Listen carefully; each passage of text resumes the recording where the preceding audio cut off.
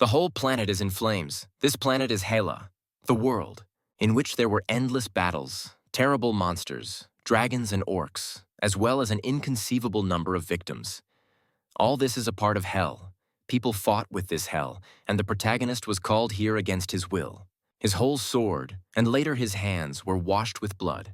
Everything was in an unquenchable fire. The protagonist realized that this world is governed by the rule. Either you kill or they kill you. He shouted to the other warriors not to lose heart, and after that, ordered to run into battle.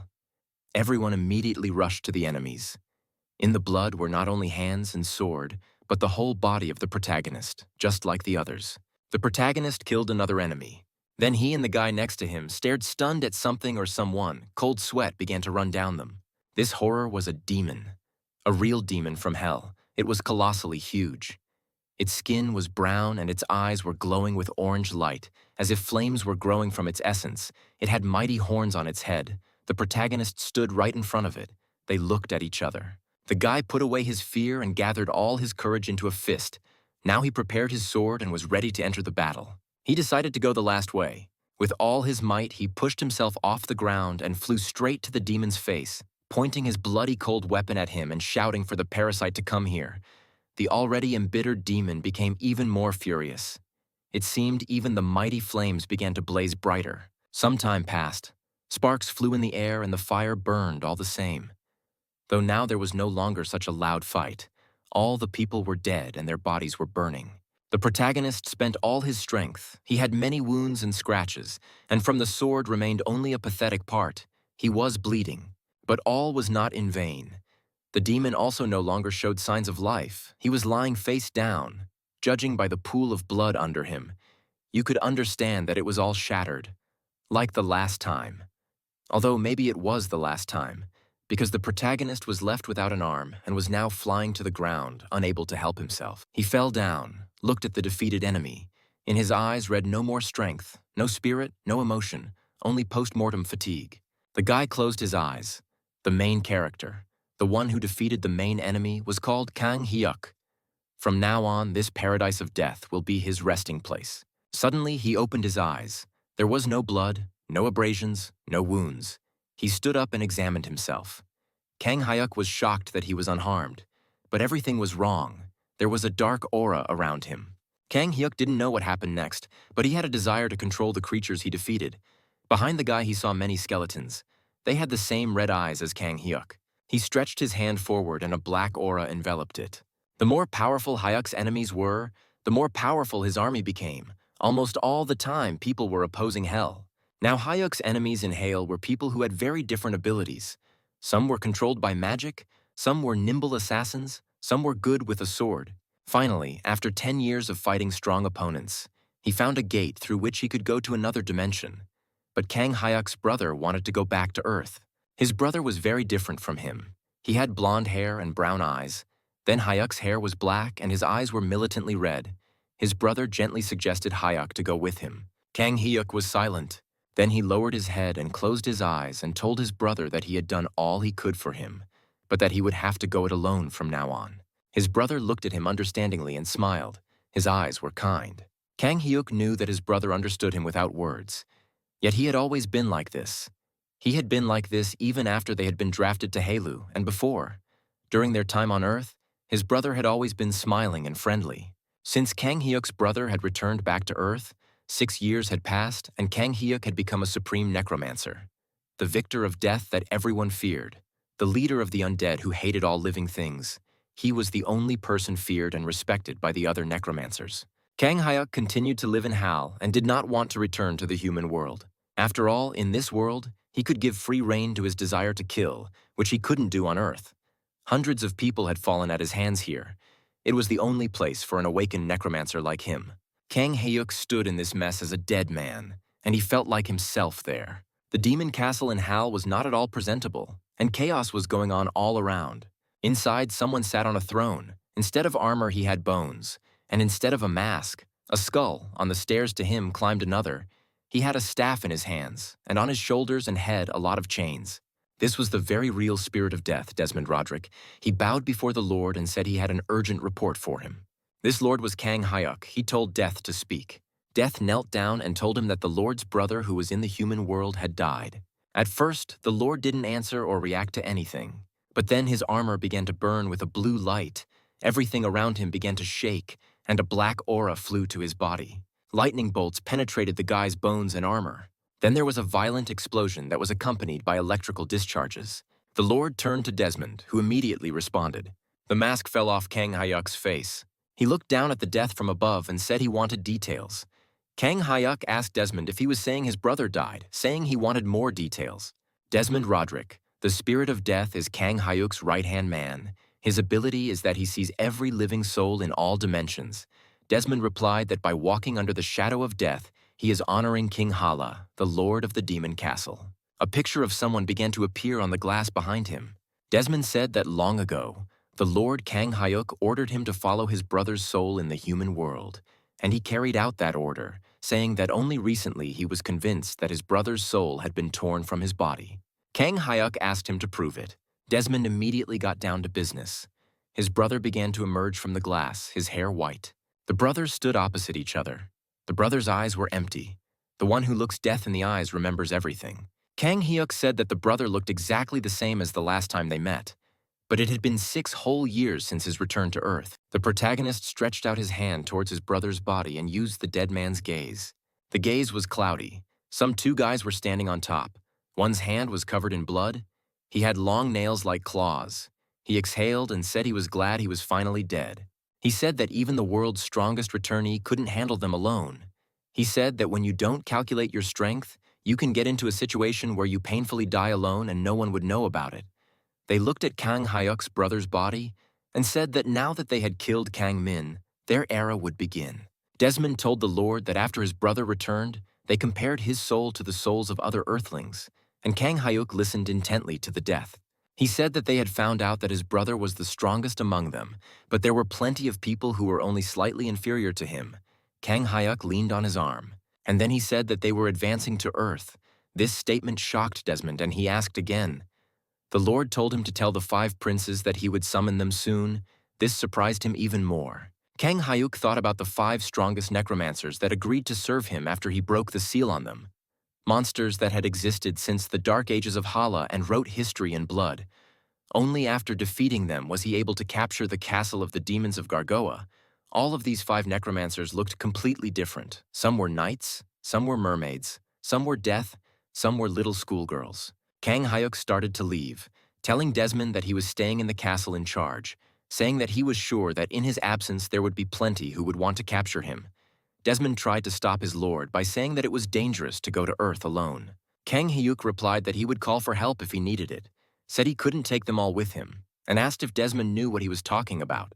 He replied that he did, saying that Desmond Roderick would always follow his lord's orders. Kang Hyuk thought about the metal men of Earth, the people who had evolved into strong and bloodthirsty creatures. He wondered how any of them could have defeated Kangmin, since they were nothing more than easy prey by Hala's standards. Yet they had killed Kangmin, who was winning here in Hala with him. Kang Hyuk was intrigued. He couldn't wait to taste these metal men. He smiled and told Desmond that he had no one else to kill in this world anyway. Kang Hyuk remembered turning to Kang Min. He said that they fought to the death for this castle. Kang asked if he really wanted to leave this world and go back home. Kang Min quietly turned to his brother, but Kang Hyuk kept going on, asking if he didn't realize that by staying with him, he could share power over this world. As Kang Min asked him, he wondered if after everything that had happened, he still felt nothing, even at a moment like this. To himself, Kang Hyuk realized that was the case. He was born devoid of the ability to feel anything, sadness, love. Sometimes he wondered if his ruthlessness was a help in Hala's world, and the reason he had reached the heights of power and strength here. At that time, Kang Ming held out his hands to his brother and said that whatever the case may be. He was silent for a while and hugged his brother, and there was a portal behind him. Kang Min said that he really hoped that one day Hyuk would feel cozy on Earth. Kang Hyuk was surprised by this. He wondered at that point if it was even possible to be cozy on Earth. He remembered that neither at school nor at work, he didn't feel at ease anywhere. It made him angry that the more people around him, the more it itched to kill. However, he knew very well that Kang Ming couldn't understand that, because he was normal. Kang Ming waved him off and told him that they wouldn't see each other until he himself decided to return to Earth. He really asked his brother to think about it. A portal appeared in front of Kang Hyuk and Desmond. Hyuk stepped forward. He thought about the fact that yes, he, Kang Hyuk, the supreme necromancer of Hala, Lord of Death, commander of the undead, filled with bloodlust for all living things, is returning to Earth for this very purpose. Desmond told the Lord that the gate to Earth is open. It was raining in Seoul, South Korea, and there were tall apartment buildings ahead. There was also a narrow alleyway.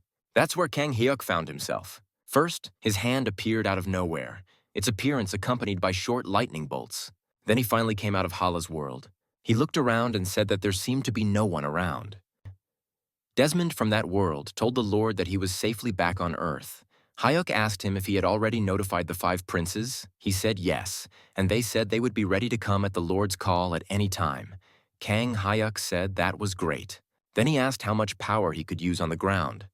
Desmond replied that all he had. He said that the atmosphere was filled with mana. This also pleased the Demon Castle Lord. Desmond told the gentleman that he would be in contact with him all the time. He would be his eyes and ears. Kang Hyuk nodded. He was thinking of one important thing to remember. He was greatly confused that this wasn't the planet Earth he knew. All because it was now full of people who had awakened their abilities due to the disaster that happened 16 years ago. Now these metahumans had taken over many cities around the world, including Seoul. He also knew that just before he moved to Yahello, many monsters and dungeons had appeared. He looked at something with his red eyes. In front of him was a tall and gloomy building with a coat of arms on top. Kang Hyuk said that the association was probably already aware of Kang Min's death. He decided to pay them a visit. 16 years ago, suddenly, portals leading to dungeons from other dimensions began to open all over the land. Terrifying monsters began to emerge from them. People who had previously been summoned to these dimensions also began to appear. These people were called the Returned. These people usually had incredible strength. Sochodon, Gangnam District. There was a beautiful tall building up ahead. This is the Hunters Association. Kang Hyuk is almost certain that this organization knows something about the circumstances of Kang Min's death. After all, he was known as the strongest among the people. He was already inside, and in front of the registration table sat 2 girls. They welcomed the guy to the Hunters Association. Kang Hyuk approached the table. One of the girls asked him how they could help him. He replied that he needed any of Kang Min's staff.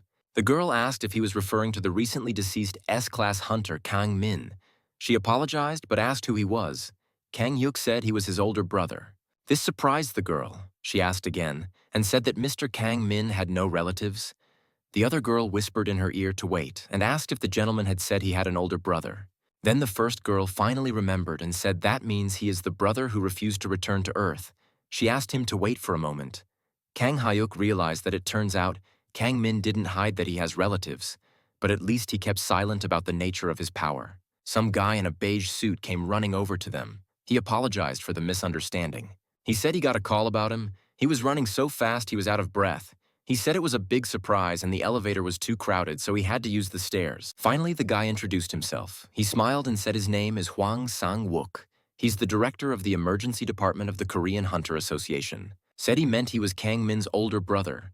Kang Hyuk asked where his brother's body was. Sang-wook felt a little embarrassed. He wondered why he was talking so informally. Did he think that if Kang Min was his brother, then he was important too? Of course he didn't say it out loud. He just exhaled and said that first of all, the association had to do some checks to establish their relationship with Kang Min. He thought about the fact that he was an A-class hunter, but he would be patient because his brother had died not too long ago, so he told Kang Hyuk to come with him. Kang Hyuk followed him and asked what the checks were about.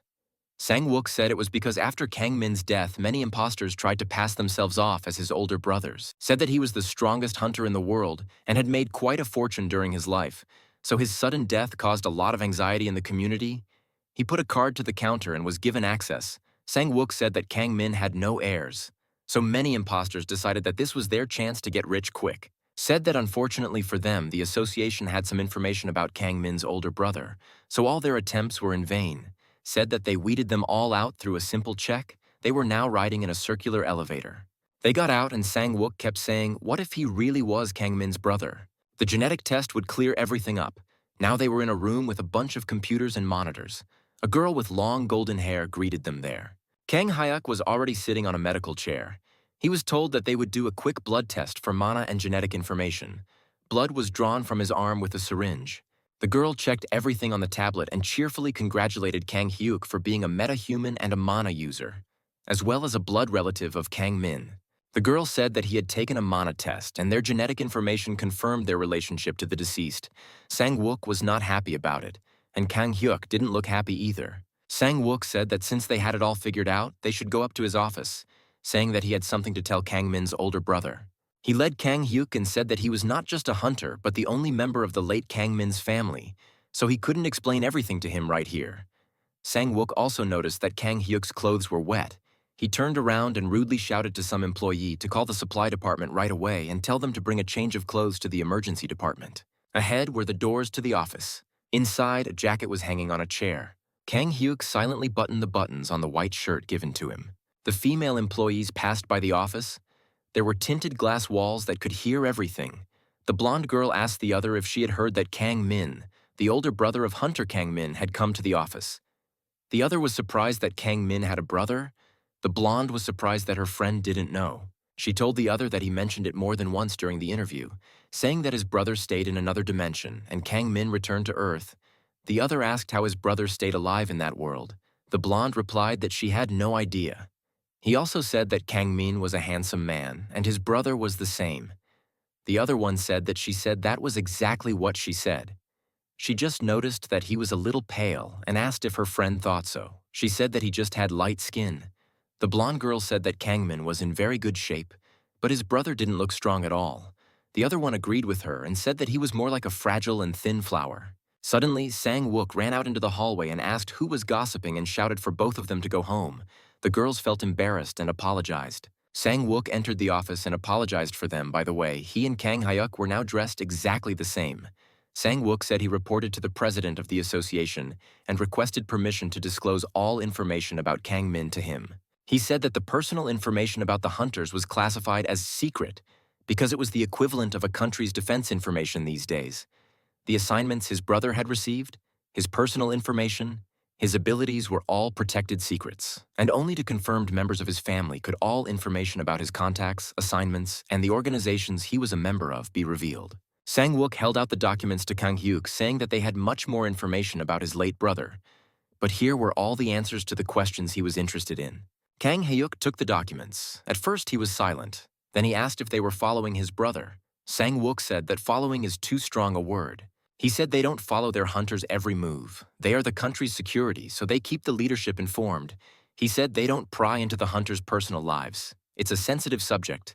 They just gather basic information like in Kang Min's case. Kang Hyuk wanted information about his guild affiliation and personal information. He asked Sang-wook what was the reason for his death. Sang-wook exhaled and replied that he died in the line of duty. He said that he was sent on a mission to clean up a large-scale dungeon. It was a joint operation of hunters from several countries. Said unprecedented operation involving South Korea, Japan, Russia, the United States, and China. A group of people fought monsters from other worlds. The hunter Kang Min slew the dungeon boss, but then died in an accident. Kang Hyuk silently sat on the chair and listened to the guy. However, No himself knew very well that there was no accident. Kang Hyuk had been able to see the last minute of his life using the look of the dead spell. Hyuk knew that he had been killed, and if the association wasn't aware of it, then someone had tried to cover up the circumstances of Kang Min's death.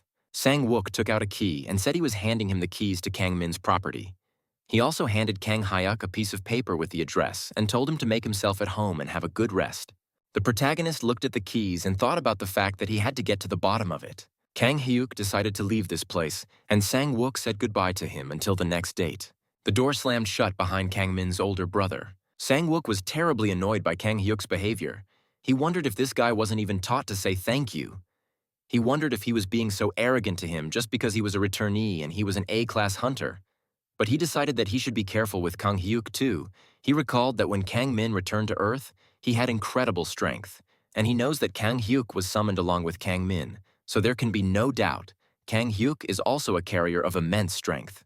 He thought about the fact that Kang Hyuk is still the older brother of the world's strongest hunter, the savior hero of mankind.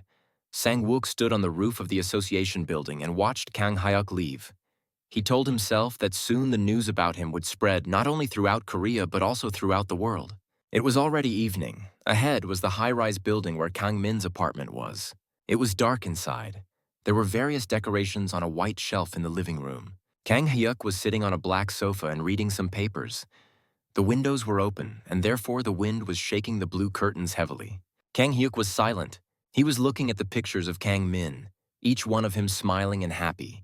Kang Hyuk was thinking about what his life was like after he came back to Earth. Then he came across a picture of Kang Min with a red-haired guy. The main character realized that he knew this guy. He was pretty sure he was in the vision of the last minutes of Kang Min's life. Kang Hyuk also noticed that his brother and this guy had the same tattoos.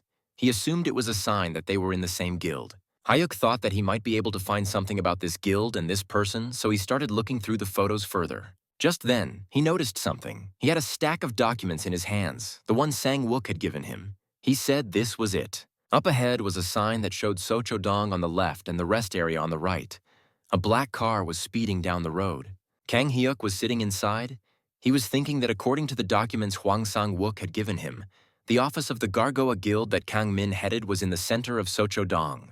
Even though he couldn't find any information about the guild members, he still allowed that if he made inquiries at the guild itself, or better yet, met that red-haired guy, he could find out more about the circumstances of his brother's death, his car hitting some kind of sharp plant. Kang Hyuk held out a picture of his brother and the guy to someone and said he wanted that hunter in the picture who was next to Hunter Kang Min, asked if they knew where he was. The black-haired girl at the front desk looked at the photo and said it was the hunter Hwang Kyu-ho. She asked if she could find out why he was looking for him. Hyuk told her it was personal business. He said he needed to see him in person. He remembered the guy's name, Hwang Kyu-ho. The girl told him that unfortunately Hwang Kyu-ho is not in the office right now, saying that he went to close the gate near Shinsa Station. She told the stranger that he could leave his name and phone number and she would contact the guild's external affairs department when he returned from his mission in a couple days. Kang Hyuk politely declined the offer. To himself, he also recalled Shinsa Station. Ahead was the gate at Shinsa Station. It was the entrance to the subway. There were people walking there. Kang Hyuk was already going down the stairs. The gate of Shinsa Station was a portal to the underground in another dimension. It was blocked. Unlike Hala, on Earth mana was very easy to recognize, especially portal mana. Kang Hyuk stepped through the blockage and the guards were surprised. One of them turned to the stranger and asked where he was going, shouting that it was a danger zone. The other took him by the shoulder and whispered to him to wait a bit. He asked his buddy if he remembered that Hwang Sang-wook had mentioned that Kang Min's older brother was back, saying that this guy looked suspiciously like the late hunter. The first guard was surprised. He looked at Kang Hyuk, who wasn't paying any attention to them, and asked if this was it. The one and only relative of the famous Kang Min, Kang Hyuk. Kang Hyuk was standing in front of a rift in the wall from which a pile of mana was pouring out. The rift was blue and wide. It was the gateway to the dungeon. The guards finally said hello to Kang San. One of them came up to him and apologized, but said it was dangerous here. Kang Hyuk didn't answer. He asked if the hunters had entered the portal. The guard said yes. He told him that Hwang Kyu-ho, the commander of the 1st Assault Brigade of the Gargoa Guild, was currently doing a sweep of the dungeon. Kang Hyuk replied that he understood and said he would go too. This shocked the man. He asked him to wait for a moment because he couldn't just go there. He said that it was an A-rank dungeon and he had to be at least a level to enter. The other man pulled him back and said that he was Kang Min's older brother and therefore he must have a level even higher than this dungeon. Kang Hyuk, without saying anything to them, just entered the dungeon. The guard kept shouting that even so, he couldn't go in without the permission of the guild or the Hunters Association.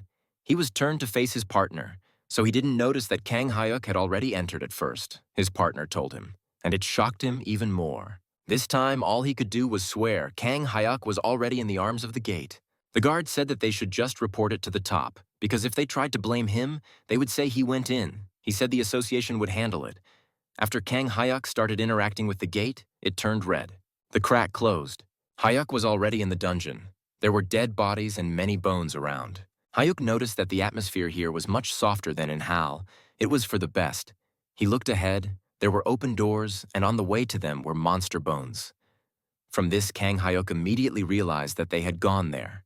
The protagonist stood by the skeleton of a monster that was several times his size. Its skull was intact. Kang Hyuk stretched his hand forward and ordered the skeleton to rise up. Blue mana flowed out of his hand, and some sort of liquid began to flow from the bones. Soon, the bones began to rise into the air. From them, the same skeletons appeared, a whole army of skeletons like Hal. They told their lord to order. Kang Hyuk looked at them and told them to follow him. They all went up a long staircase. There was some kind of light up ahead. There was a guy shouting loudly while fighting someone. He was fighting a monster that looked like a horse. It had a massive neck and red eyes. The monster screamed loudly. In a blink of an eye, its head was severed from its body.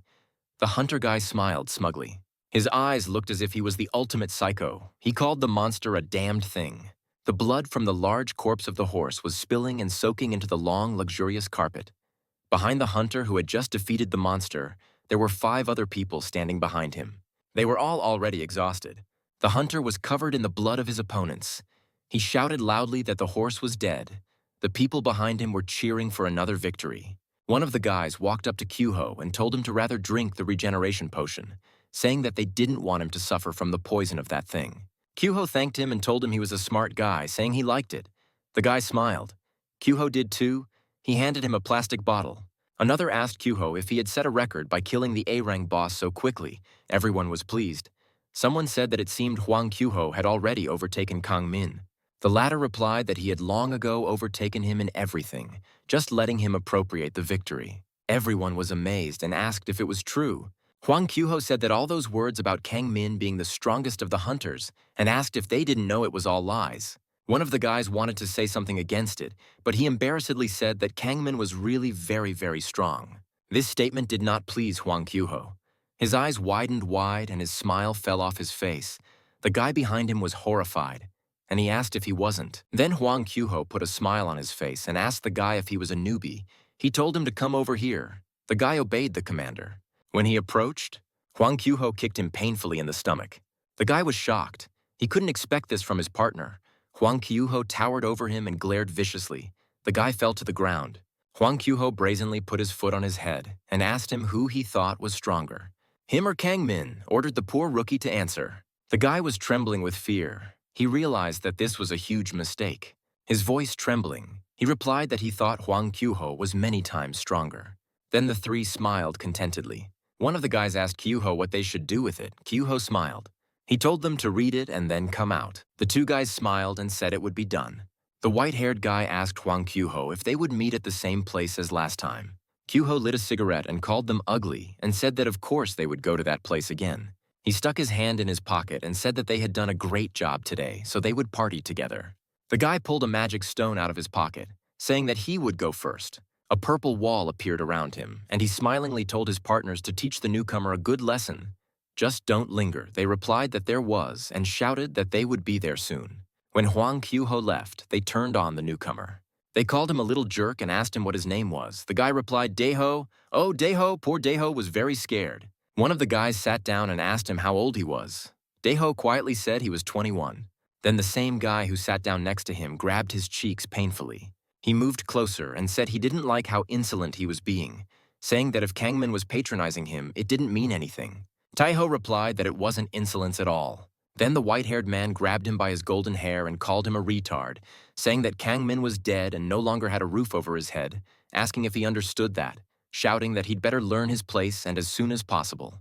Daeho asked for their forgiveness. The 3rd guy said that if he wanted to ask for forgiveness, let him give his sister's phone number. He yelled that he heard he had a sister, not a body, but a work of art. Daeho bit his lip. He remembered that when Kang Min was still alive, he had heard about what the hunters in the dungeons were doing. The Gargoa guild they led was the only one disciplined and didn't bring trouble. However, that only lasted when the strongest hunter led the guild. Then no one would even think of plotting crimes. Daeho remembered that Kang Min never let even the slightest mistake go down during dungeon operations, and when there were violations, he always investigated thoroughly, looking for the culprit. Kang Ming had made many enemies with this, but no one could argue his strength directly. Kang Ming had fought the strongest monsters in the toughest dungeons. Oh, Daeho was living with his sister when his metahuman ability awakened. His sister took care of him always. Then he already knew about Kang Min because he was a human with no superpowers. To repay his sister for raising him, Oh Daeho joined Kang Min's guild. Kang Min took him under his wing, protected him, and looked after him. All was well until one day Kang Min passed away under mysterious circumstances. It was as if Kang Min had walked away from him.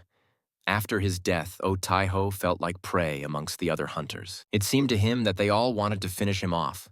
One by one, these hunters who used to walk a tightrope began to show their true faces. All the guys in the squad piled on him and told him to bring his sister next time, and then they would let him go. Daeho hated them, and he had his reasons. He would have even killed them. but he was still a long way from their strength, and he was well aware of that. The guys were mocking poor Taiho, calling him a jerk and asking if he heard them. Someone entered the room. Two noticed it right away. One asked who was there. Everyone turned around. It was Kang Hyuk, followed by an army of his undead. The main character asked them where Hwang Kyuho was. One of the guys had blood on his face and looked menacingly at Kang Hyuk. The others were talking amongst themselves, asking who it was, and they assumed it was someone Kyuho knew. The guy with the sword and blood asked how he got here, shouting that there should be guards from the association standing at the portal. Kang Hyuk didn't want to answer their inane questions, so he repeated his question about where Hwang Kyuho was. The guy replied that he had already left, and then asked who the stranger was to him. Kang Hyuk licked his lips. He asked if he was late. Then he saw the beaten-up blonde stranger on the floor. He was shivering and looking at the guy. Then the main character turned to him and asked him if he knew where Hwang Kyuho was. The guy screamed loudly. Now he was even more scared. The first guy yelled that he didn't answer his question. This made him terribly angry, and he asked what the stranger had to do with Hwang Kyuho. Kang Hyuk finally replied that he came to see him on personal business. Again, he ordered them to tell him where he went. The guy asked why on earth he should answer him who appeared out of nowhere. They all started to approach Kang Hyuk. The guy asking why he was the one talking to him in an informal tone, asking if he knew him and how old he was. They surrounded Kang Kyuho. Now another one intervened, asking why he wanted Kyuho, saying they had never met him before, and asking who he was. Kang Hyuk turned around to him, his burning red eyes leaving a trail in the air. Without even using his hands, he pushed the guy away with a strong gust. It turned out that it wasn't just a gust. It was an arrow. It stabbed right into his chest. The guy was shocked. There was no way he could have expected anything like this. He coughed out blood. Then Kang Hyuk told the others that he was asking one last time where Hwang Kyuho was. The main character was emitting strong mana, and his army was lined up behind him. The first guy pulled out his wretched blade and angrily called the stranger a goat. Then they all rushed to attack the newcomer. A rift formed in the air. Then the crack began to widen. The skeletons also rushed to counterattack. A colorful battle began. Undead versus Earthlings. The first guy was slammed hard into the wall. Immediately a pile of his blood flew. The bald guy had already been impaled on the spear of one of the skeletons. All these spectacles were clearly very pleasing to the undead. They mounted and slaughtered the remaining ones. Only one Taiho was left unharmed by the undead. He was crawling on the floor and begging for help. The poor guy was terrified. Suddenly, the head of one of the guys cut through the air. It fell right at Taiho's feet. Here he was no longer so disappointed and scared. However, after realizing what had happened, he started to panic. The guys were fighting the undead as hard as they could, one of them asking what those things were. Then he finally realized they were skeletons. He wondered why he was getting hit. He didn't even have time to finish his thought when one of the skeletons thrust a long and sharp sword into his back. It pierced the guy through. The skeleton started to approach the terrified Daeho. He moved backwards and hiccuped in fear. Kang Hyuk started to approach him. He said the guy had one last shot at keeping himself alive, and Hyuk asked again where Hwang Kyuho was. Daeho stared at him in horror and wondered who he was, who had suddenly appeared, and why he wanted to see Hwang Kyuho. Daeho told him that Hwang Kyuho was probably at the Gangnam Club, his voice shaking. Kang Hyuk asked the guy if he wanted to live. Daeho shouted loudly and confidently that he did. Hyuk told him, in that case, to take him to the club. This startled and scared Daeho. Kang Hyuk had already started heading towards the exit when the guy said, to be honest, he didn't know the exact address. When Hyuk turned around ominously, Daeho hurriedly said he'd do anything to find the club. The dungeon opened up again. Two guards standing right in front of the portal. They were very much surprised. Only two people came out of the portal, Kang Hyuk and Daeho. One of the guards asked if they were the only survivors. Daeho looked at Kang Hyuk and then shouted that yes. He said that the boss was just a beast. They didn't expect that. Then Kang Hyuk realized that people on Earth are now threatened by these monsters and really only the hunters know what's going on in the dungeons. He realized that the association staff had to take notes and blindly believe only what the survivors would say, and there was no way to investigate the deaths. The guard said that the monster must have been very strong indeed. However, he suspected something. He asked why Hunter Hwang Kyuho was not with them and how they managed to defeat the boss. To this, Daeho had no answer. Daeho stammered.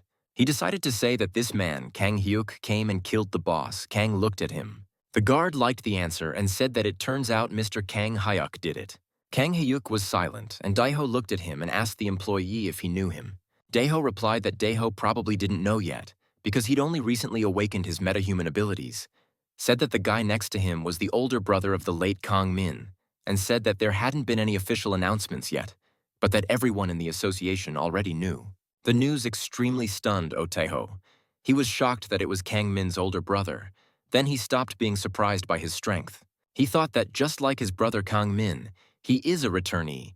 Returnees are so strong because they were moved to another dimension, survived, and returned to Earth.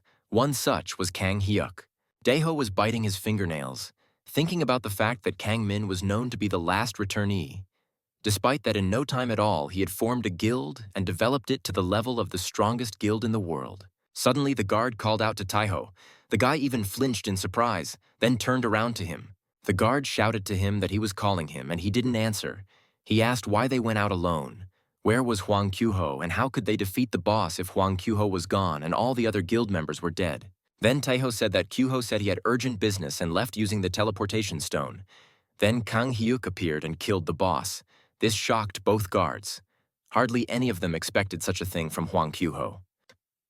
The second guard grudgingly said that he thought it was just a rumor, but now he was convinced. He said that he didn't understand what the Gargoyle Guild was doing. They would have kicked him out, and that was it. The first guard exhaled and said that while Kang Min was alive, Hwang Kyuho was very polite and diligent, but now he does whatever he wants. Kang Hyuk listened to their conversation carefully, looking at the box of magic teleportation stones. They were glowing with purple energy. Everyone knew that after Kang Min's death, Hwang Kyuho would often enter the dungeons and have his subordinates do all the work for him, and he would use the teleportation stone to move around. Kang Hyuk went somewhere else, and there were also complaints about Hwang Kyuho to the association. But the influence of the Gargoyle Guild was so great that the association couldn't intervene directly. In addition, there was a blatant power struggle within the guild itself, with many people vying for the vacant position of leader. Oh Taeho grabbed Kang Hyuk's hand and said that they would be on their way. The guard told them that they could do as they pleased. He would put Oh Taeho and Hwang Kyuho in the survivors column, and he also turned to Mr. Kang Hyuk and said he would put his name in the report as well. Kang Hyuk looked at him with his murderous gaze and said no. Goosebumps ran down the guards' bodies. They agreed and said goodbye to the guys. They looked back at them, and one said to the other that he had goosebumps. The other said he did too. He said he was Kang Min's brother. He didn't really look like him. Oh Taeho turned around. The guards were discussing the fact that he was a returnee, which meant he was very strong. Another said he thinks that's why he was able to fight the boss in the dungeon and take out the last survivor. One asked another who he thought was stronger than Kang Min or Kang Hyuk. The other said, of course, Kang Min. He said this guy looked completely ordinary. Up ahead was the bright yellow LED sign of the Gangnam Club. Kang Hyuk asked Oh Daeho if he was here. He was talking about Hwang Kyuho. The guy said that it's one of the clubs he frequents, but he can't know if he's there or not. So he apologized to Kang Hyuk in advance and said that if he's not here, he'll take him to another club where he frequents. Kang Hyuk replied that Daeho knows him well. Daeho laughed and said that's not true. He just happens to be the leader of the squad he's in. Kang Hyuk asked the guy if he went clubbing with him. That confused Daeho, but he replied that he hadn't, and that he carried this with him everywhere. Hyuk stretched his arm forward and said they would go and look for him now. Taeho immediately started moving. They walked down the stairs to the basement club. Already there were multicolored lights. The party was in full swing. People were dancing and having fun. There was a brightly colored disco ball hanging from the ceiling. Kang Hyuk and Oh Daeho made their way through the crowd. There were a lot of people here. Some guy next to them yawned widely. Now they were walking on a long red carpet. There was a guard in front. He was guarding a passageway to somewhere. The guard didn't say hello, only told them they were late. Oh Taeho apologized to him and told him that Kang Min's older brother was with him. Kang Hyuk was standing behind Oh Taeho. The guard questioned about the older brother. He stood in front of Hyuk. He looked at Oh Taeho for now. Then he shifted his gaze to the protagonist. His red eyes stood out a lot in this lighting. The guard even felt a little uneasy. He asked why they had come. Kang Hyuk finally spoke up. He said he definitely didn't come to see him. Such rudeness startled the guard. Now he asked more aggressively if he was really Kang Min's older brother. Hyuk said he had already been told. The guard was getting terribly angry. Hyuk just had a talent for pissing off the environment. The guard called Kang Hyuk a jerk to himself. Then he had to calm down, because all the returnees are very strong. He looked at Kang Hyuk, who was very calm, and Daeho, who unlike the protagonist was very worried. He clenched his fists to move his emotions into them. He realized that he didn't need to have a conflict with the returnee at all. a normal metahuman would have had his skull bashed in for saying that. In the end, the guard exhaled and opened the door for them. Saying to pass, he was just like the rest of the people. He thought that all returnees were the same. Kang Hyuk and Oh Taiho entered the guarded room. There was a whole congregation of some people. The light inside was pink. Kang Hyuk looked over to some guy. He looked much more confident than Oh Taiho. Up ahead, the protagonist saw a red-haired guy in a brown suit. The guy looked seriously at the strangers. Everyone was looking at Kang Hyuk and Oh Daeho, who entered.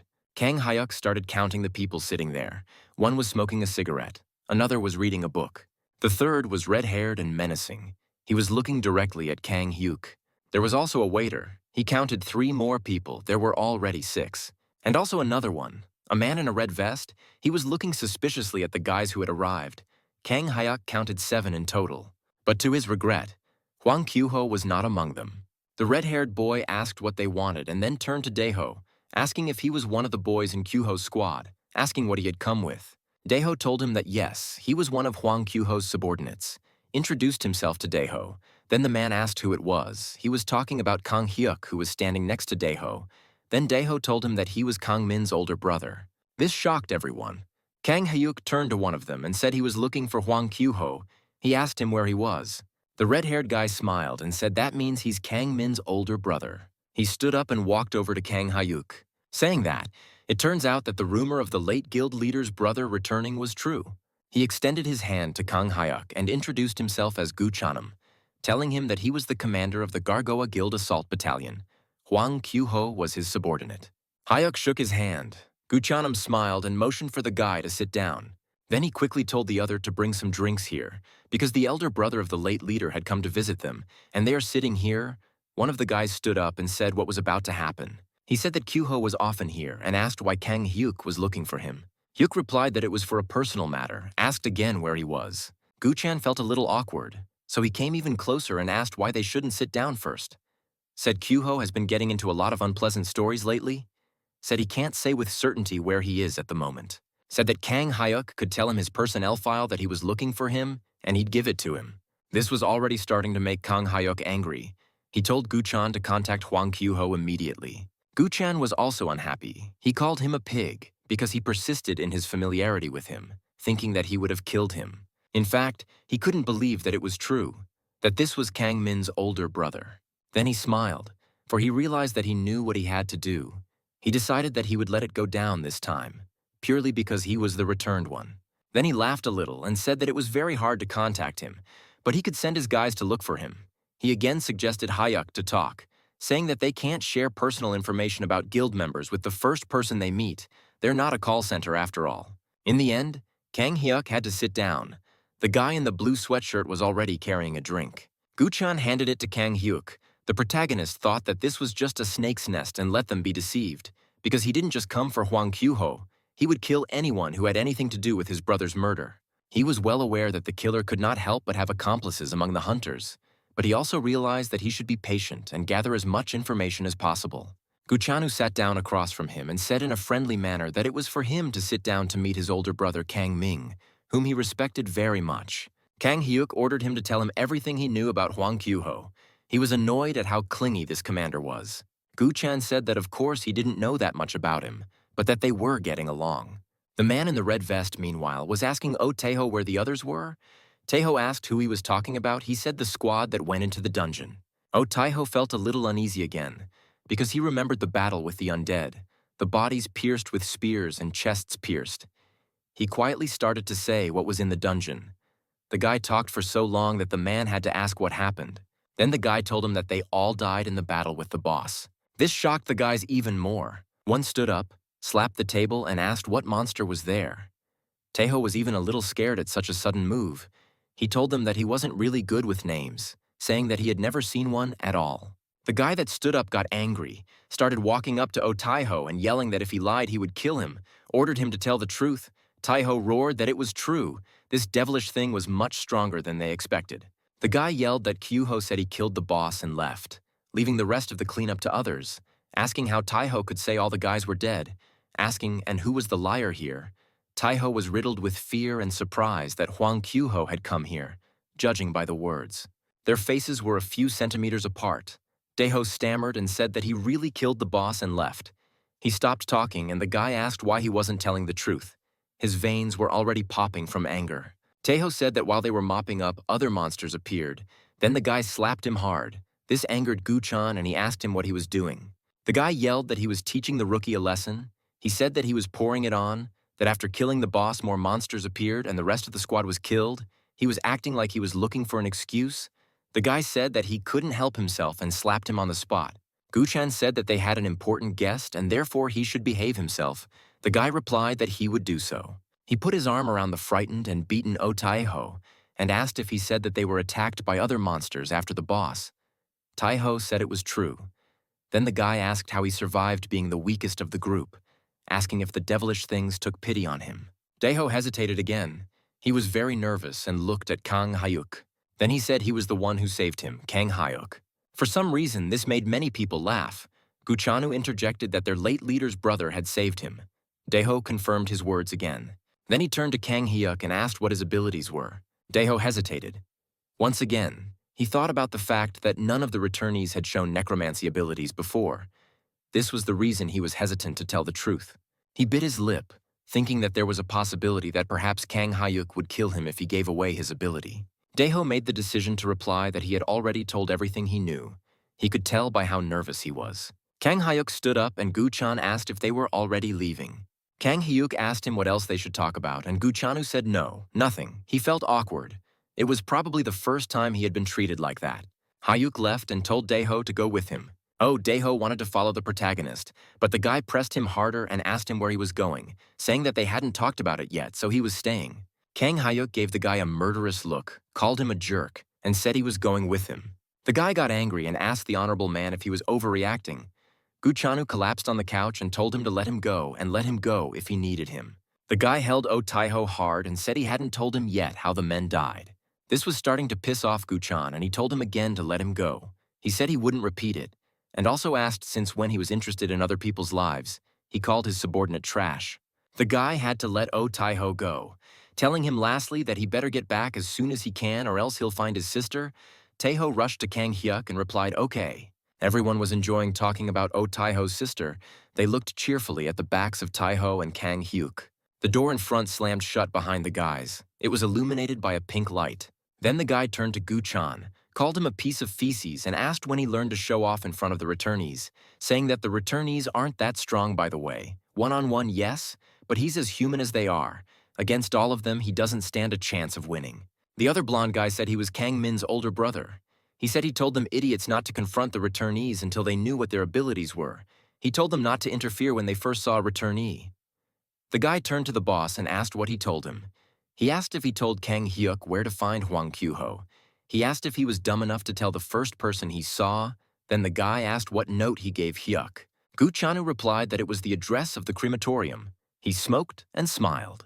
This amused everyone. One asked if he had sent a road-weary returnee to the crematorium. Another said that their caring boss Chanu had sent him there just so he could sleep. A perpetual sleep, though. A third asked the boss if he should warn the others, saying that Kang Hyuk might cause trouble. He was a returnee, after all. Gu-chanu replied that he would find other returnees in the crematorium, and they would take care of him. The guy who was picking on Daeho asked why he wanted Kyuho. Gu-chanu told him that he thought it was suspicious too. He said that the returnees would beat it out of him. He still resented Kang Hyuk talking to him informally. He said that when he got a good beating, he knew that on Earth, even a returnee had no right to cross certain people. So the guy asked his boss if he could go to the crematorium to see. Chanu replied that the crematorium was not his sandbox and let him go back to work. Someone called him. The guy picked up the phone. Someone asked him what was wrong. It turned out to be Hwang Kyuho. Gu-chanu asked him where he was. He said he was having a good time.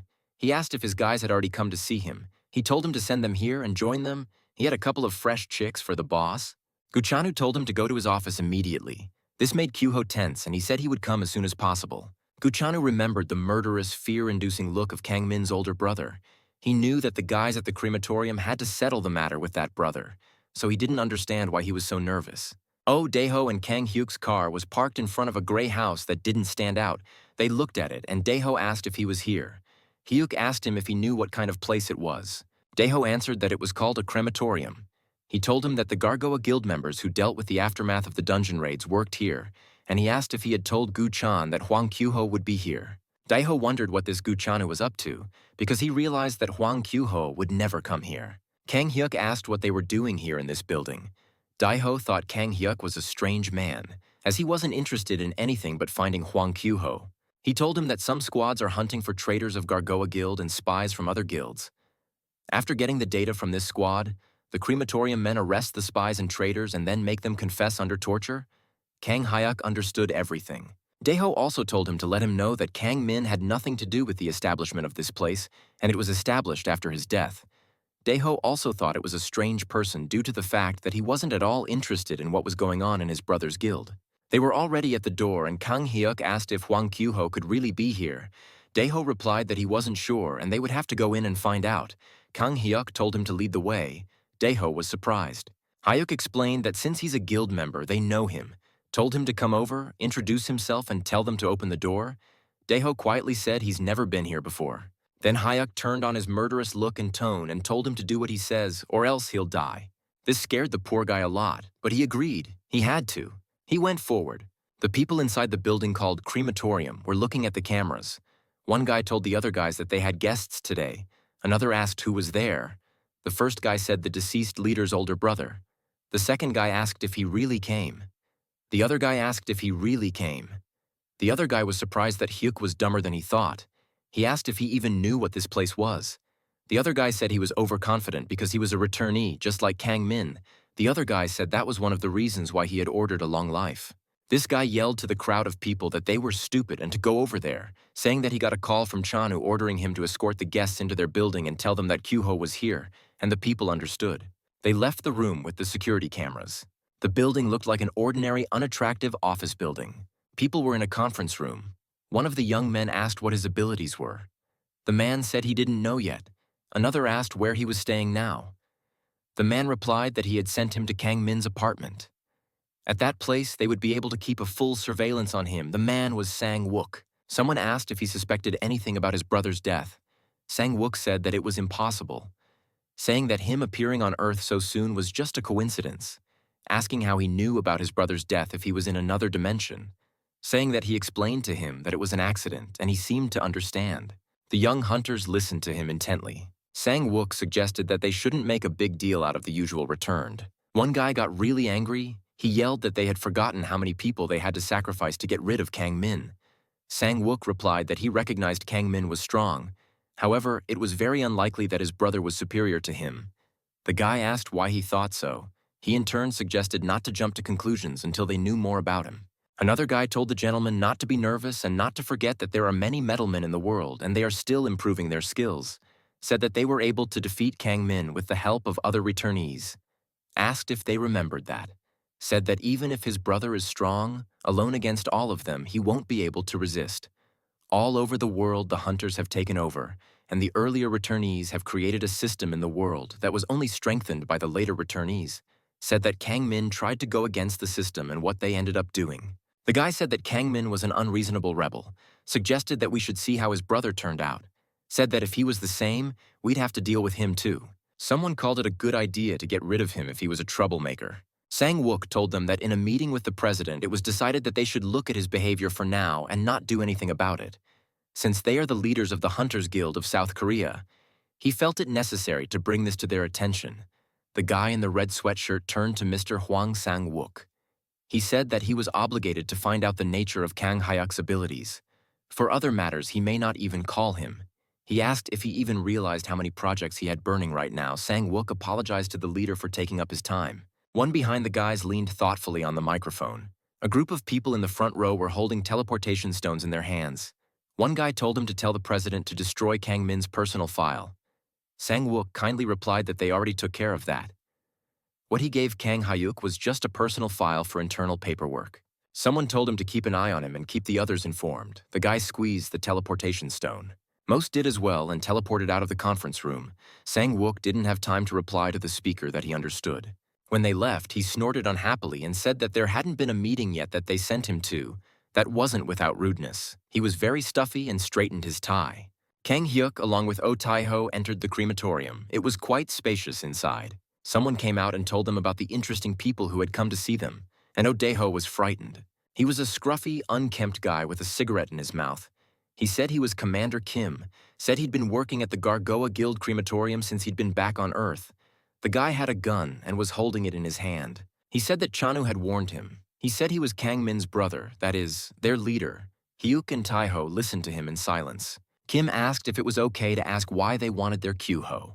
Kang Hyuk replied that it was none of his business, saying he was told he was here, so let him lead him. Kim laughed and asked if they thought it wasn't very polite to familiarize yourself with someone you were seeing for the first time. He even took his cigarette away from his mouth to say that. A man also appeared behind them. He looked much nicer than Kim. He smiled and asked if they understood that they were not treated like that here. Kim was very angry. He was asking himself what was wrong with this goon, as if he wasn't afraid at all. Kang Hyuk again told them to bring Hwang Kyuho. Kim said Kang Hyuk would have to tell them why he needed him, because they don't betray their own. Then Kang Hyuk said he's giving them one last chance. Apparently Kim was having a lot of fun and asked why not too. Daeho was very surprised that he wasn't mad. Hyuk asked him if he said his name was Kim. He didn't wait for an answer, but immediately added that he didn't want him but Kyuho. Kim said that the Gargoa Guild doesn't belong to Kang Min. In other words, he, his brother, can't come here and dispose. Kang Hyuk smiled. Almost for the first time ever, this made Kim angry. He asked if he was laughing at him. Kang Hyuk smiled and asked Desmond how many souls were looking at him right now. No one but Desmond could hear the question. Desmond answered his lord that 25 souls were in his vicinity. This pleased Kang Hyuk.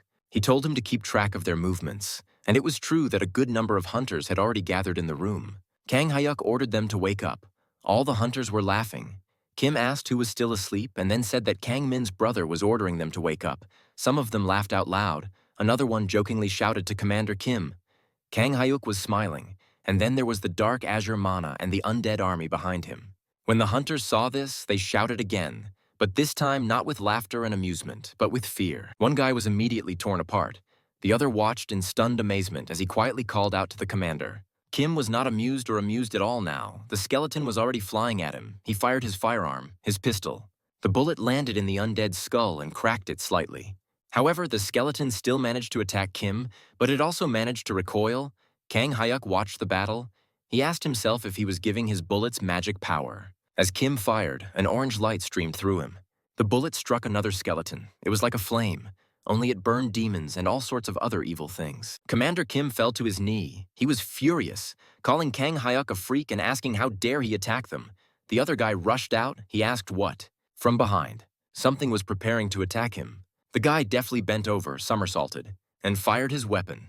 It didn't hurt the skeleton at all. It was already quite close, and the guy yelled that it was difficult without magic bullets. The skeleton knocked him to the ground. The guy shot somewhere else. He shot at the red alarm button, and he hit right on target. He managed to damage the protective glass. However, the glass, then the bullets are piercing, and so the bullet bounced off. This horrified the guy. He asked what he had hit. Meanwhile, the skeleton had already managed to jump into his chest with a spear. A lot of blood splattered from there. He screamed loudly in nightmarish pain. The gun he was holding soon fell to the floor. The commander's hands were shaking, but he still tried to draw his weapon. He pulled it out and hit the skeleton that was about to attack him again. The skeleton flew back a bit, and Kim managed to pull his sword out of his chest. It was a very painful action. He threw the sword to the floor, and it fell to the ground with a clang. Kim swore and fired a magic bullet, blood oozing from his chest. The shockwave of the bullet threw back even the guy. The skeleton was pierced and flew into the wall as well. Kim was thrown really far away, and now he was just lying belly down. The gun wasn't far from his hand. Some kid ran into the room. He asked the commander what happened. He told them to arm themselves quickly and kill everyone. The kid rushed back. Commander Kim was also running away from the attacking undead. He ran through the place where Kang Hyuk was standing calmly. He was surrounded by a group of undead. Commander Kim shouted to Kang Hyuk that he was definitely dead from now on, asking if he understood him. Hyuk silently looked at him.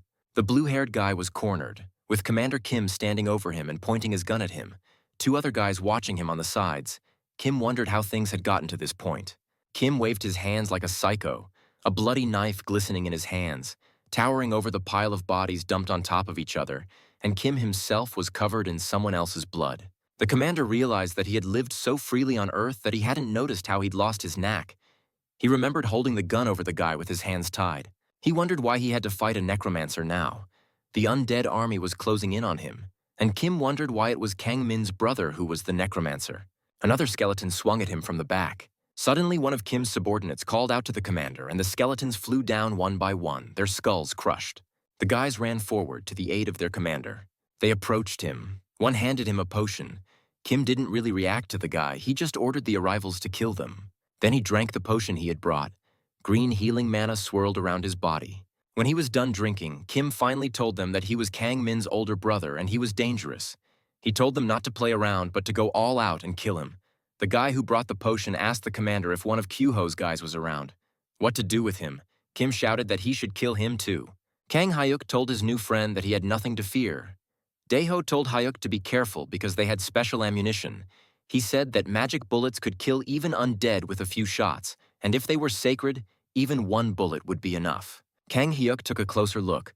The hunters were indeed armed and protected to the fullest.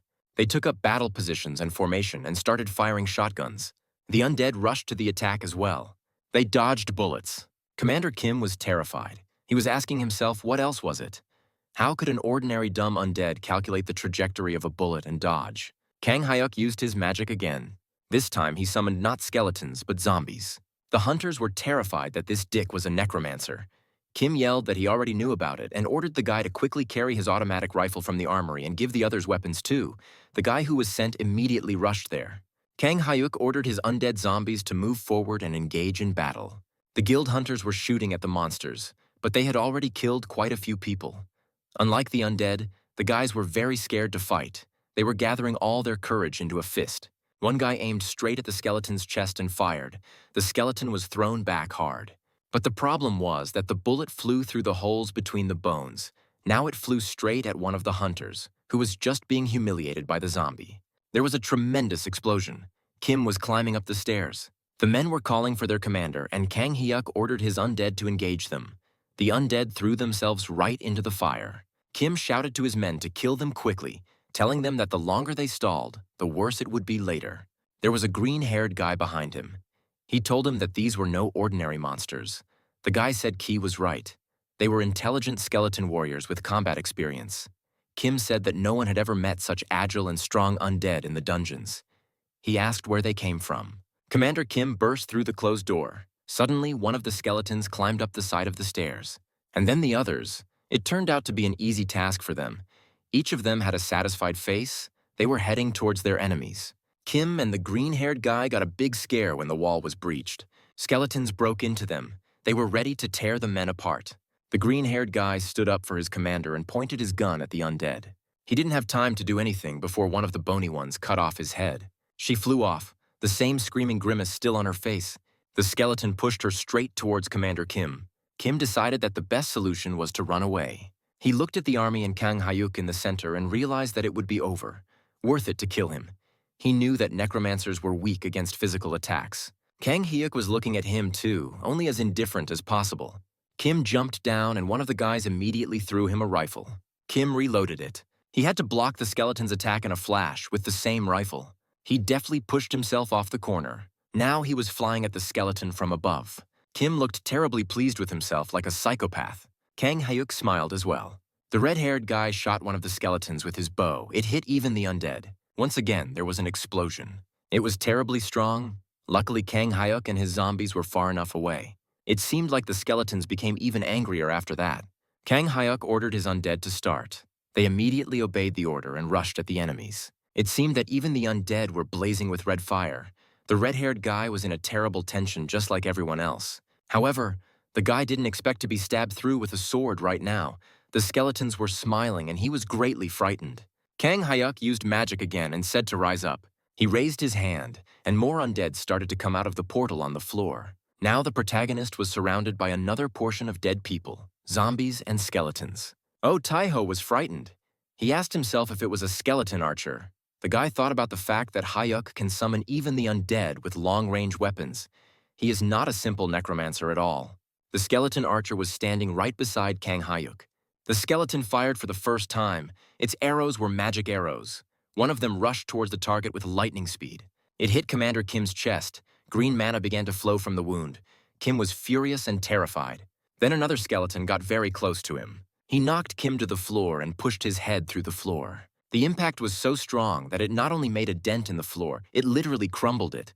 The three other skeletons watched on. Someone landed neatly on the ruins. The skeleton gave way to him.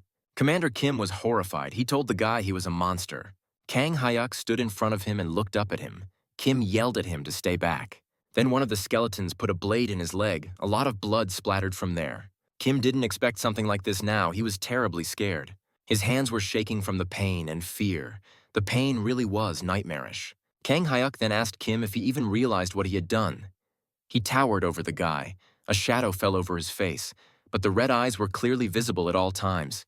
It looked frightening to say the least. He was saying that he should have just brought Hwang Kyu-ho in and none of this would have happened. Kim shouted that he was crazy, asking why he wanted Hwang Kyu-ho, shouting that Hyuk had made a mistake and not to let him think that killing him would solve the problem. Even though his words were loud and bold, his whole body shaking with fear, he shouted that Kang Hyuk would regret coming back to Earth. That's when the skeleton punched him in the face. Kim flipped his head into the floor. The skeleton held onto it.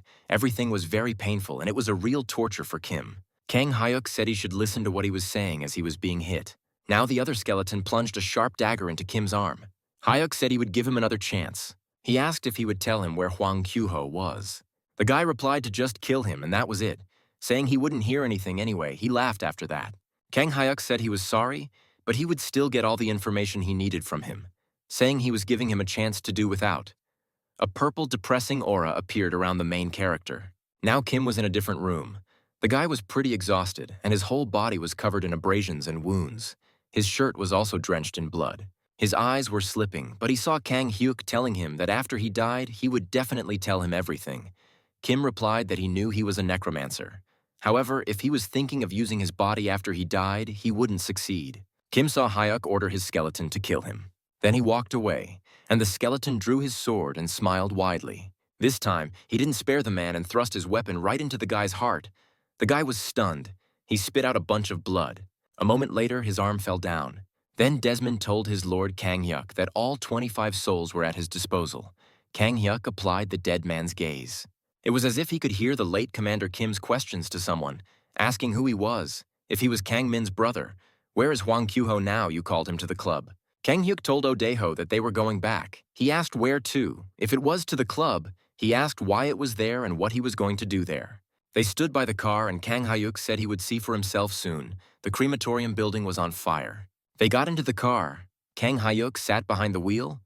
Odaeho was nervous. He asked what they would do about the crematorium. Kang Hyuk asked what was wrong with it.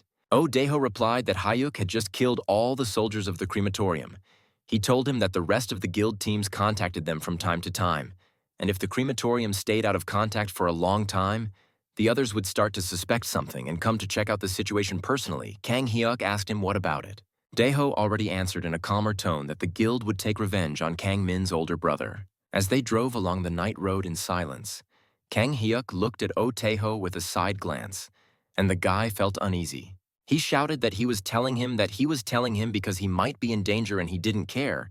Then he said that he was telling him because he was afraid of dying, saying that he knew that Hyuk was a necromancer and a very strong one at that. He said that this is the first time he's ever seen such dangerous creatures like skeleton warriors, so he's sure Kang Hyuk will be fine, but he's not. Told him that if the Gargoa Guild finds out about what happened in the crematorium, they'll come after him, because Guchanu saw that he left with him. Daeho was also worried about his sister as well. Kang Hyuk asked if that was all he wanted to say. Daeho replied that since he can control death, revive the dead there. Kang asked if he wants him to cover up the evidence by reviving the members of the crematorium. Daeho replied that no, he doesn't have to resurrect them, but wouldn't it be better to hide the evidence of involvement in what happened? Kang Hyuk replied that he doesn't need that trash in his command. He already has a team. Daeho told him in that case, do it for him. Kang Hyuk gave him a surprised look. Then Daeho apologized and said he was out of line, but asked why Hyuk was doing it. The protagonist responded by asking him if he knew anything about the Crypt sect. Daeho interjected. He recalled Commander Kim's memories of telling Chan to send Hwang Kyu-ho to the crypts. Let him lay low for now. Daeho was surprised that Kang Hyuk knew about the crypts, and he asked how. The protagonist said that he saw something about it when he was looking through the information given by the association about his brother. Daeho said that the Crypt sect was a criminal organization, the biggest gang in the country, and after some of its members awakened, they continued their criminal activities with even more enthusiasm. Master Kang Min often ruined their plans, so the relationship between the guild and the crypt sects was always hostile. When the first dungeons and monsters appeared on Earth, it was thought that this disaster was the beginning of the human end. But after a while, some people awakened and some more returned from other dimensions. Since then, no one used the term disaster. Humanity managed to adapt. Without hesitation, many used their abilities to commit bigger and more daring crimes than before. Kang Hyuk asked if his brother had eliminated the entire crypt sect. Daeho said no, not completely. Most of the victims of the crypt sect were ordinary people, not awakened. Although many awakened people fall victim to them, many of them died because of the difference in abilities. Then they came after Master Kang Min as well. Hyuk told his buddy to continue. Daeho asked if it's really now, shouted that it's a very long story, saying that after all, they are a very famous gang of scum. Hyuk asked if there's a specific reason why they can't talk about it now. Daeho said not really, but if someone comes and sees that car. Kang Hyuk said he would kill them for him. Daeho was a little shocked. Then Kang Hyuk said he would do his job and Daeho would do his. He said to tell him all about this crypt sextet. Hwang Kyuho arrived at the club that Kang Hyuk and Oh Daeho had already been to. Gu Chanu asked him who he had already told about Kang Min's murder. Hwang Kyuho didn't know what the boss was talking about. He said he wasn't the kind of person to talk too much. Gu Chanu was angry. He yelled and asked why the fuck Kang Min's older brother, that bastard who just came back from another dimension, was sniffing around about his younger brother's death. Hwang Kyuho asked how he knew. He said Kang Hyuk just misunderstood, and Gu Chanu knows how well he got rid of all the evidence after Kang Min's death. He asked why he was sniffing around.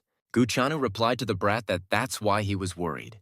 Hwang smiled broadly and said he didn't have to worry about this minor problem, said that if he was so nervous, they could just get rid of the cause of his worry, asked if Kang Min's brother Kang Hyuk was his name, and then asked where the bastard was and promised to ask his guys to get rid of him for Gu Chanu's sake.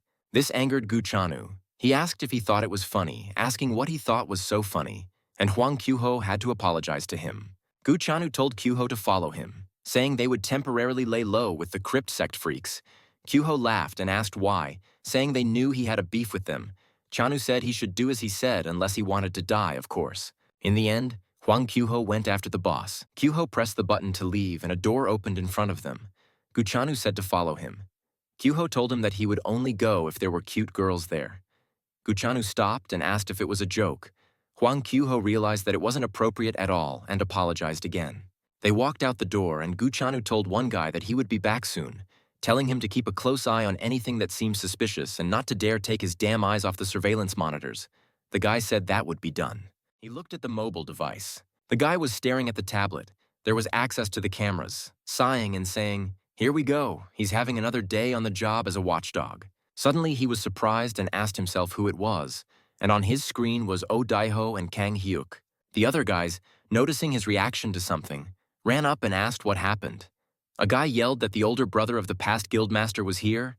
Another was just as surprised as him, asked if he hadn't gone to the crematorium, yelled that Hyuk should have died a long time ago, asked what the heck this was all about. Did he not make it and decided to come back? Someone asked what they were going to do now that Boss Chanu was gone. The guy was looking at the screen and was really nervous, so much so that sweat was dripping down his face. He told the others to contact Gu Chanu and take care of them in the meantime. The guys pulled themselves together. One asked what exactly they should do. He replied that he had already said he would take care of them, then yelled for them to tell the guards to let those bastards inside when they came up. Someone approached them. The blonde-haired guy told the other that he himself should know that the boss hated it when they made a mess here, offered to take them to the basement.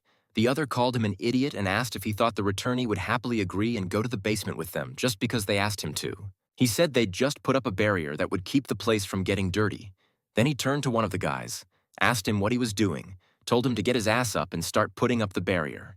The guy put his hand on the floor, and blue mana poured from there. A dome formed in the room.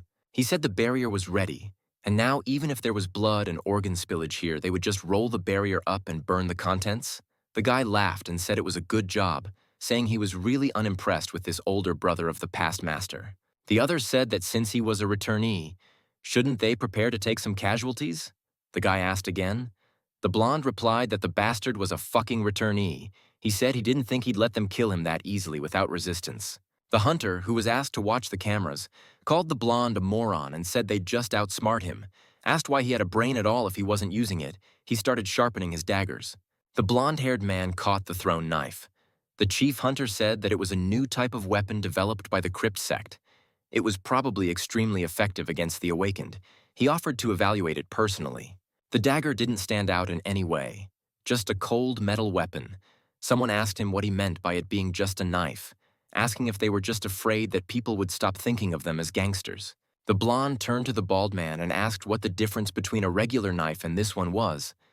The bald man told him that if you stab someone with this knife, it would take the mana of that loser.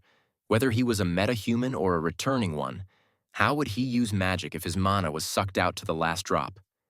He wouldn't. He'd just die. The blonde asked if they were going to kill him. The bald man said they'd look at the situation, if anything. They'd just tell the boss they'd gotten a little carried away and accidentally killed him. He knew it would only cost them a slap or two. The blonde looked at him and said that he was just crazy, and then bolted and said that if anything, all the responsibility is on him. He told him not to worry, because he himself will tell the boss everything. So, guys should not sit on eggs. It is better to execute his plan. The red-haired man smiled and shouted that the bald man wanted to take all the blame, asking him to give him this mana knife too. He also handed the other guy one of these.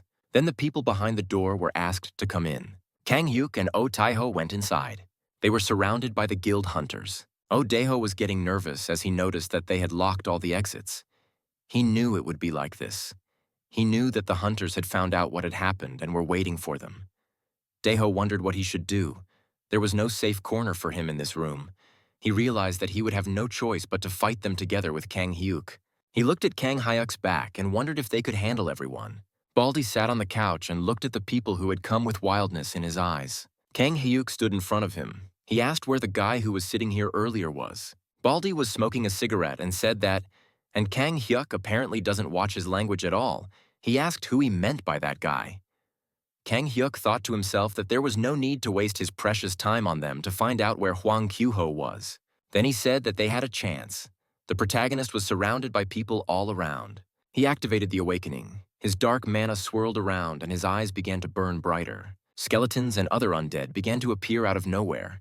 Now it wasn't just hunters crowding around Kang Hyuk, but his dead army as well. This startled the bald man and someone shouted, "Are these the rebel soldiers?" Kang Hyuk ordered his undead to move forward and begin the battle. One of the skeletons gathered magic in his hands. The lights went out and it scared everyone even more. The skeletons looked down on the humans. Then the bald man ordered the weapons to be drawn. One guy yelled out that he understood. The skeleton stabbed one of the guys almost immediately. The guy was bleeding from his mouth and parts of his body. The bald man was stunned. He told himself to stay calm no matter how hard it was. From the sheer stress, his nose was bleeding. He noticed it. However, all he could think about now was informing his boss.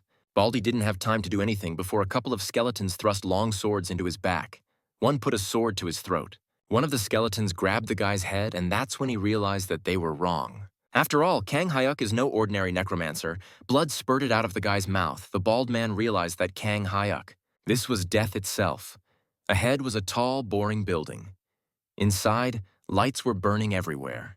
There were many people in one of the rooms. They were all happy and minding their own business. Someone was playing cards, someone was fiddling with their phone, someone was just looking out the window. Suddenly, someone knocked on the door very loudly. The door opened and a man came out. When they saw him, everyone inside was horrified. They had sweat drops on their faces. One of the guys got up from the table and asked if they had lost. The guy was covered in blood. His clothes were also badly damaged, but he was walking confidently and loudly. This surprised the guys even more. They didn't realize what they were seeing in front of their eyes. It was the bald man, the one Guchanu had put in charge. His face was extremely disfigured. There were huge blisters on his head, forehead and cheek, a deep seam on his neck, and his eyes. His eyes were black, and his pupils were blurry and bright red. He was reaching forward as if begging for help. The guys were terrified. One of them yelled, "Lie down," said he was about to explode. And so it did. The bald man exploded. There was an extreme amount of fire, and all the guys were blown backwards by the shockwave. Meanwhile, in the crypt sextet, this building was close to that one, but it was much smaller and the light, too, was less. A formidable guy with a skull tattoo on his arm lit a cigarette and asked if he wanted him to take care of his subordinate. Guchanu and Hwang Kyuho were sitting in front of him. Chanu said it was only temporary. The guy took the cigarette out of his mouth and said he wanted an explanation as to why he had to keep him here. Hwang Kyuho intervened. He told Kyungtak's brother not to be so mean. He said they were old acquaintances. He said it with a big smile on his face that wasn't sincere or friendly. Kyungtak yelled at him not to laugh in his face, called him an idiot and said he'd kick his ass. He yelled that he didn't like the way he looked, his behavior, and even his voice. Telling that damn idiot that he hated every cell of his body, absolutely everything. Guchan and Hwang Kyuho got embarrassed and thought it was unnecessary. Chan told Kyungtak not to say that. He said that whether he liked him or not, they were still part of the Crypt family after all. Kyungtak was really angry. He asked which family and since when are the idiots under Kangmin's wing part of his family. Hwang Kyuho wanted to say something in front of his brother. However, Kyungtak yelled to that son of a bitch to shut up. Kyungtak asked them idiots if they didn't say a word to him when Kangmin was alive, and now that he's dead, they came crawling back. The guys said they can solve all the problems later if he's worried. But Gu Chanu again really asked him to fulfill his request, saying he really needed his help. Kyu Hyun Tak told them to go to someone else since he probably knows a lot of people now. Gushan told Kyu Hyun to go get coffee. The man immediately agreed. When he came out, Ken Tak asked Gu Chanu why he cared so much about that trash. He asked Ken Tak if he had heard anything about Cha Yu Hyuk. Ken asked if he was talking about the first president of the Returnee Association. Chanu said yes, about that monster. Ken Tak asked what's wrong with him. Then Gu Chanu styles much more serious and tells him that that jerk, Hwang Kyuho, is his half-brother. This stunned Ken Tak and he asked if it was serious. Gu Chanu made himself angry. He said that if it wasn't for Cha Yu Hyuk, he would have killed that idiot 40,000 times already. This made Ken Tak laugh. He swore and said that he knew he had someone behind his back since he was so arrogant. But something like that. Chanu said that was right. He said it was Cha Yu Hyuk's men, an elite unit that the monster clan kept secret. Ken Tak thought about it and asked if he could work with Cha Yu Hyuk then too. He asked if he needed anything from him. Ken Tak said yes, many things, saying that not all hunters are the same as Chanu knows.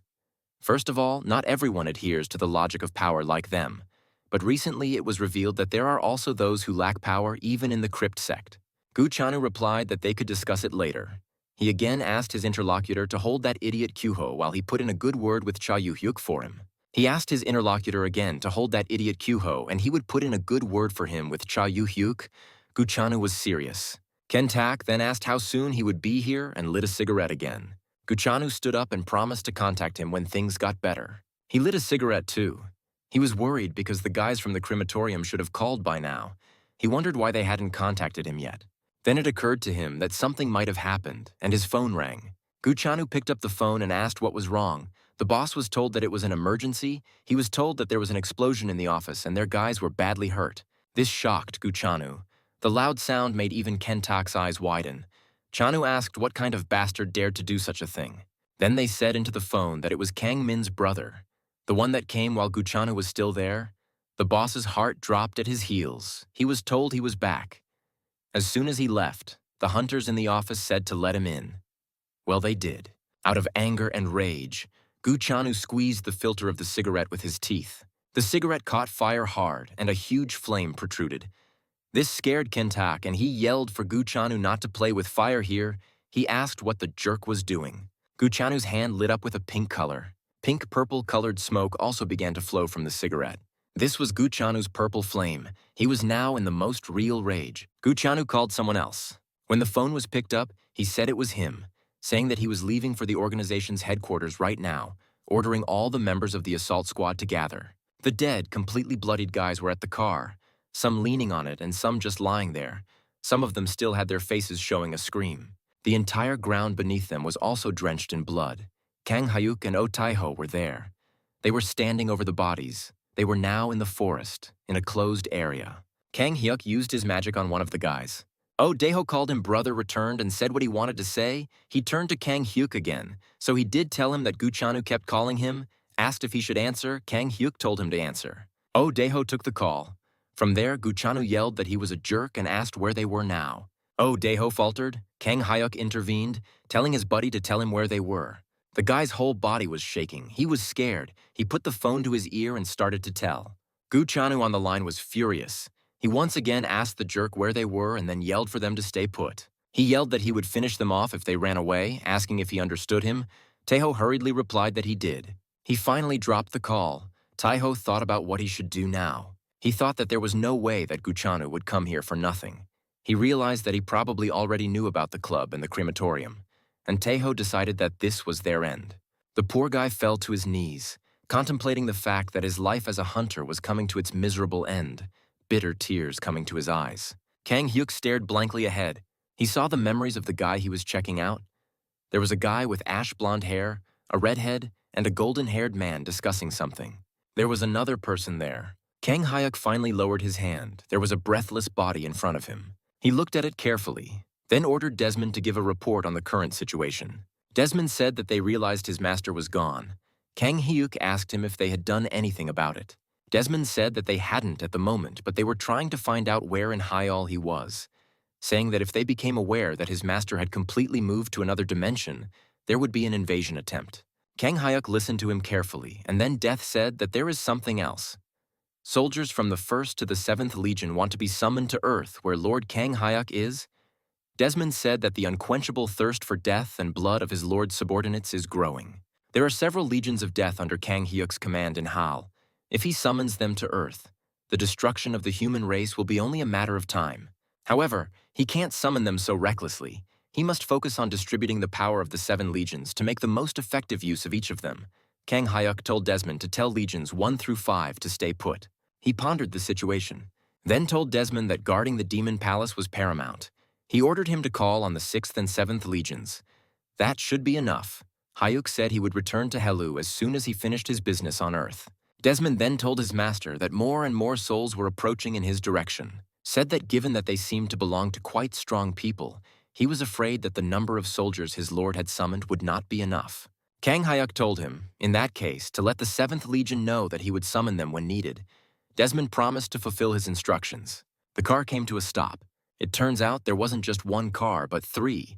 They were exactly the same, and all 3 stopped in front of Kang Hyuk. From there, armed men started coming out one by one. Oh, Daeho was terribly frightened. Kang Hyuk stood calmly, the young men carefully surrounding them. There were some who didn't have firearms, but perfectly sharpened swords and spears. A fiery attack flew at Kang Hyuk and his buddy. It wasn't an attack, but a teleport, a portal, and a guy came out and said that this was where Kang Hyuk wanted to die. The man was Gu Chanu, and he promised to send Kang Hyuk after his younger brother. Gu Chanu cursed and told Kang Hyuk that he must have a great nose for corpses. He asked how he knew about this place. Desmond seemed to appear behind Kang Hyuk. He told his lord that the souls of the 7th Legion were awaiting his orders. The protagonist closed his eyes and summoned the 7th Legion. Blue dark mana started pouring out of his body. Desmond replied that it would be fulfilled.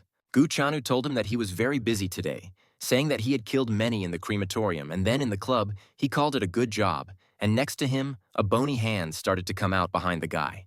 Chanu noticed it and was greatly surprised. Then the ground erupted, and Gu Chanu and another guy were thrown upwards. The unknown guy was holding a gun and asked what the heck this was.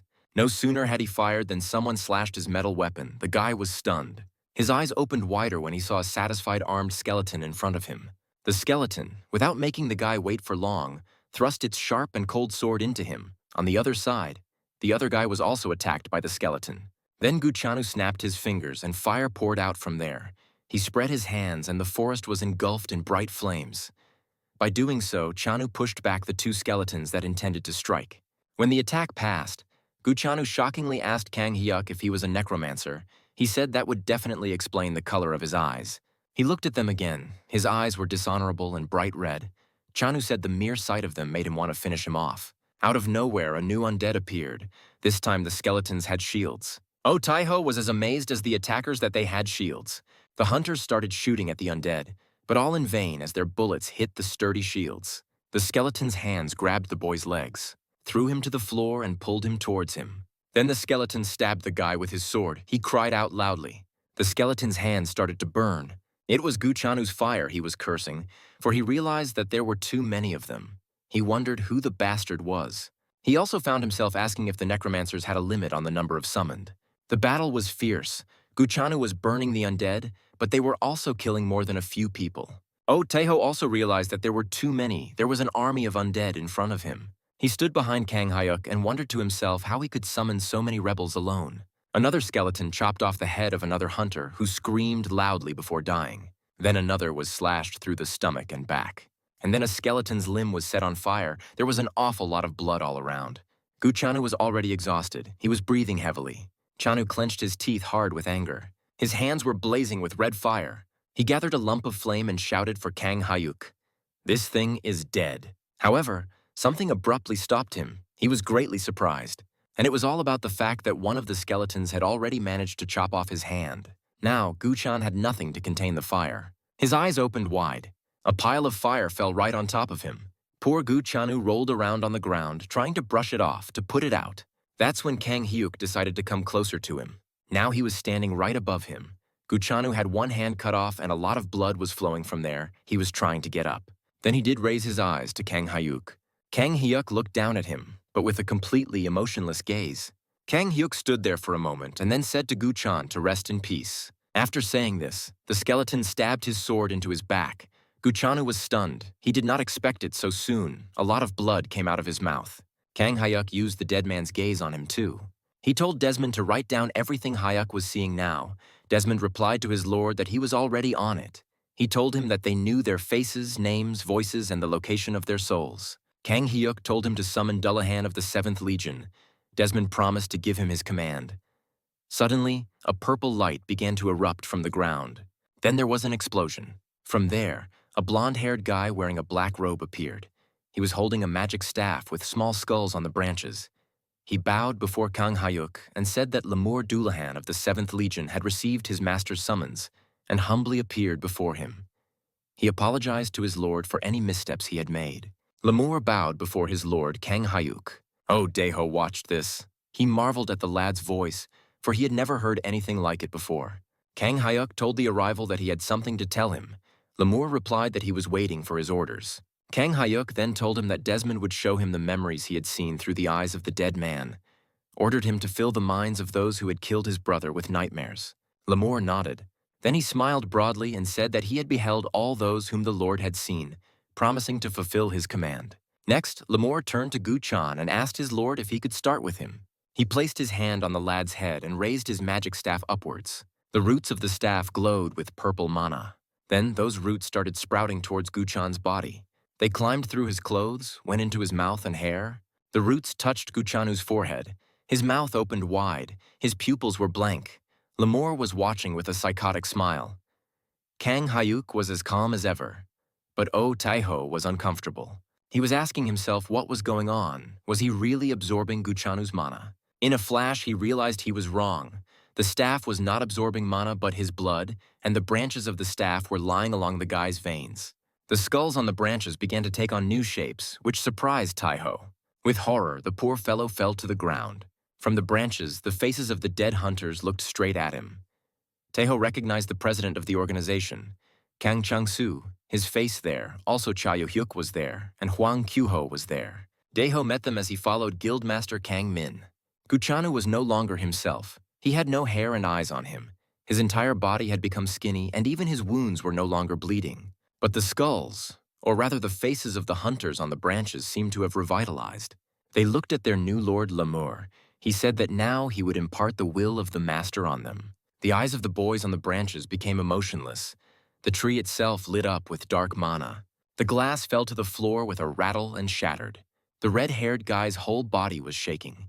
His face was also on the branch. A beautiful girl was sitting beside him. She asked what happened. There was a lot of sweat on the guy's face. He was very scared, but he replied that nothing and everything was fine. He quickly got up from the couch and left. On the way, he asked himself what it was just now, if it was magic illusion. But he thought it was impossible because he did not feel magic at all. Someone was shouting loudly so that he could hear it even in the street. It was Hwang Kyu-ho. His body was shaking and he was holding his head with his hands on his head, fear on his face, and a blond man was standing beside him, asking him what was wrong and why he was suddenly screaming. Hwang Kyu-ho replied in a trembling voice that it was nothing. Ahead of him was a tall, multi-story building. Inside, a man in a business suit was sitting in his office. He looked ahead. Then he pressed the call button and there asked him if there was anything they could help him with. The man asked Hwang Sang-wook if he was in charge of the returned Kang Hyuk. He ordered him to pour out to come in to see him. Sang-wook had already appeared in the doorway. He climbed out of there and apologized. He asked if he had called him. The man asked him if he noticed anything suspicious when he was interrogating Kang Hyuk. Sang-wook asked what he meant.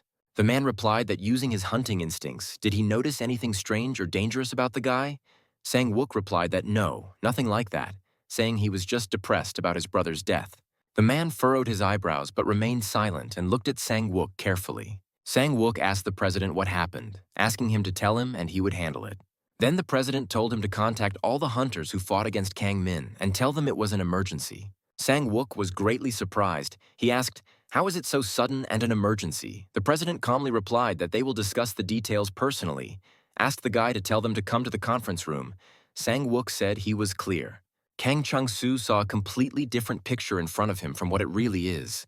A big elongated eye was now looking at him. The monster turned to Kang Chung-soo and said that he knew who killed Kang Min. The monster towered over Kang Chung-soo and touched his chin while smiling. Kang Chung-soo closed his eyes. He thought about the fact that they had clearly said that they were Kang Min's killers. In other words, someone knows that Kang Min didn't die in an accident. Then he thought of Kang Hyuk, the elder brother of the late Kang Min, who had recently returned to Earth and requested information from the association. Chung-soo knew that the documents contained information about Kang Min. Also, nothing was known about his abilities. Kang Chung-soo was actually afraid that Kang Hyuk might be a necromancer. He also wondered what kind of monster it was. He realized that it wasn't a skeleton or a zombie, or even an undead using black magic. He realized that if it was an ordinary undead, he would have identified it immediately. Chung-soo wondered if Kang Hyuk had learned something about his late brother through necromancy. His phone rang. Kang Chang-soo told him to talk. He told him that he had already used the emergency contact network as he told him to. It was Hwang Sang-wook calling.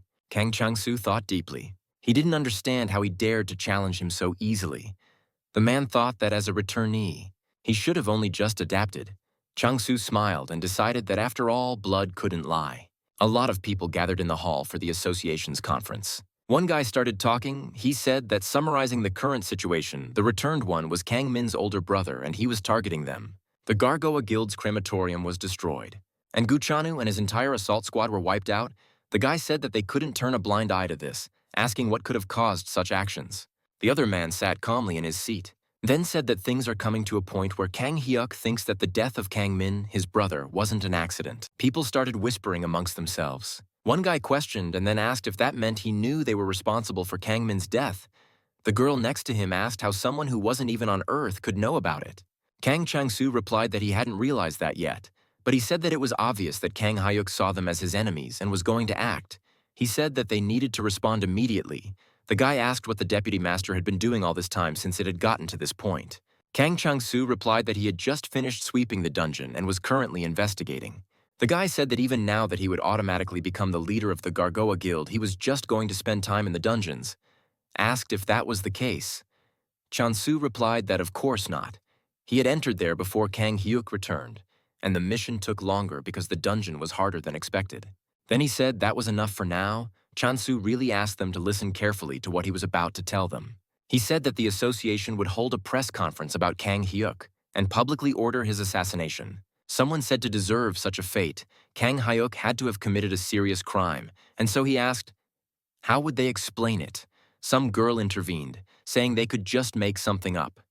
Kang Min died because he committed a crime. She said it was like that before the awakening and after, because history is written by the winners. Someone asked, then what kind of crime should it be? Saying that according to these reports, he had destroyed the Gargoa Guild's crematorium staff, killed Gu Chanu along with his squad, and killed the guild staff and members at the club. People were saying that in order to deal with Kang Hyuk, they would need more hunters than they had anticipated. They should think about the battle with Kang Hyuk and strategize accordingly. To do that, they would need to get every hunter in South Korea to wish Kang Hyuk dead. One guy started to reason that there are about 40 million people using abilities. Even if they exclude people without abilities, they would still have to get the majority of South Korea's users involved in the hunt for him. The guy asked if that was even possible, saying that not all hunters are willing to kill for no reason.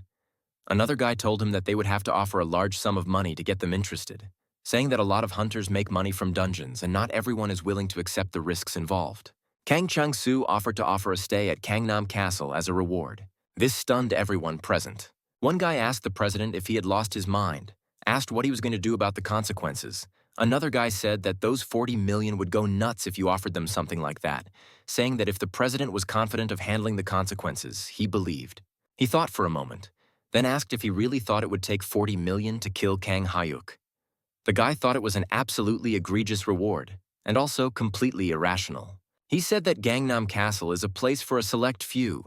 Mishandling the bounty could lead to internal conflicts between the hunters. The guy suggested assuming that the hunters kill Kang Hyuk, but who will Chang-Su give the castle residents' rights to? If they redistribute the residents' rights, the castle residents will declare war on them. However, if they deny the bounty, the hunters will revolt.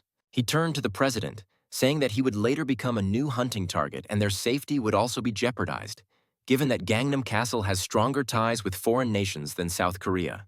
Kang Chang-Su replied that what they need to do now is to prevent Kang Hyuk from doing anything further. He said that simply breaking their forces into squads would only buy him time.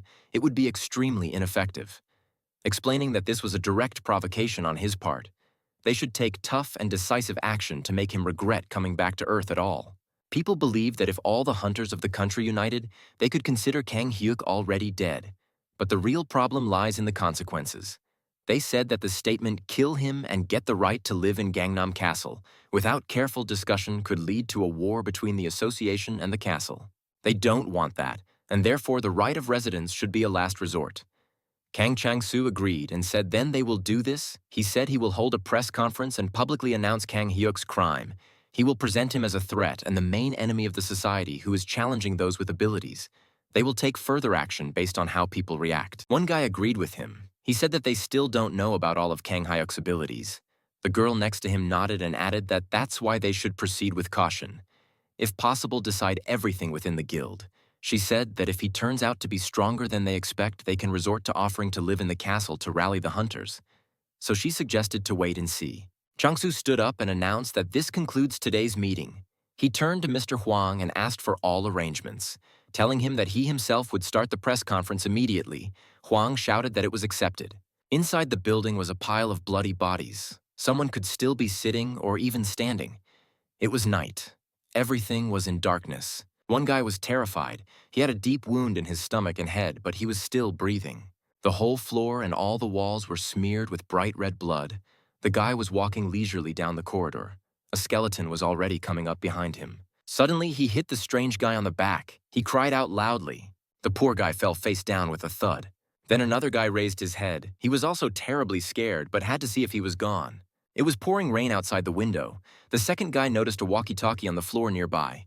He decided that he needed to get in touch with them as soon as possible, and it was extremely hard to get there. His whole body was covered with wounds, and he was shaking a lot. However, he did reach the walkie-talkie. The guy wondered where the monster had come from. The radio hissed, and the guy brought it up to his mouth, telling the boss to run. From there came a loud and prolonged "no," and then a scream of pain. The poor guy flinched. Then another skeleton grabbed him by the hair and pulled him back, the guy begging loudly to let go. A pool of blood splattered right in front of him. Whose blood it was unclear, however the skeleton was also stunned.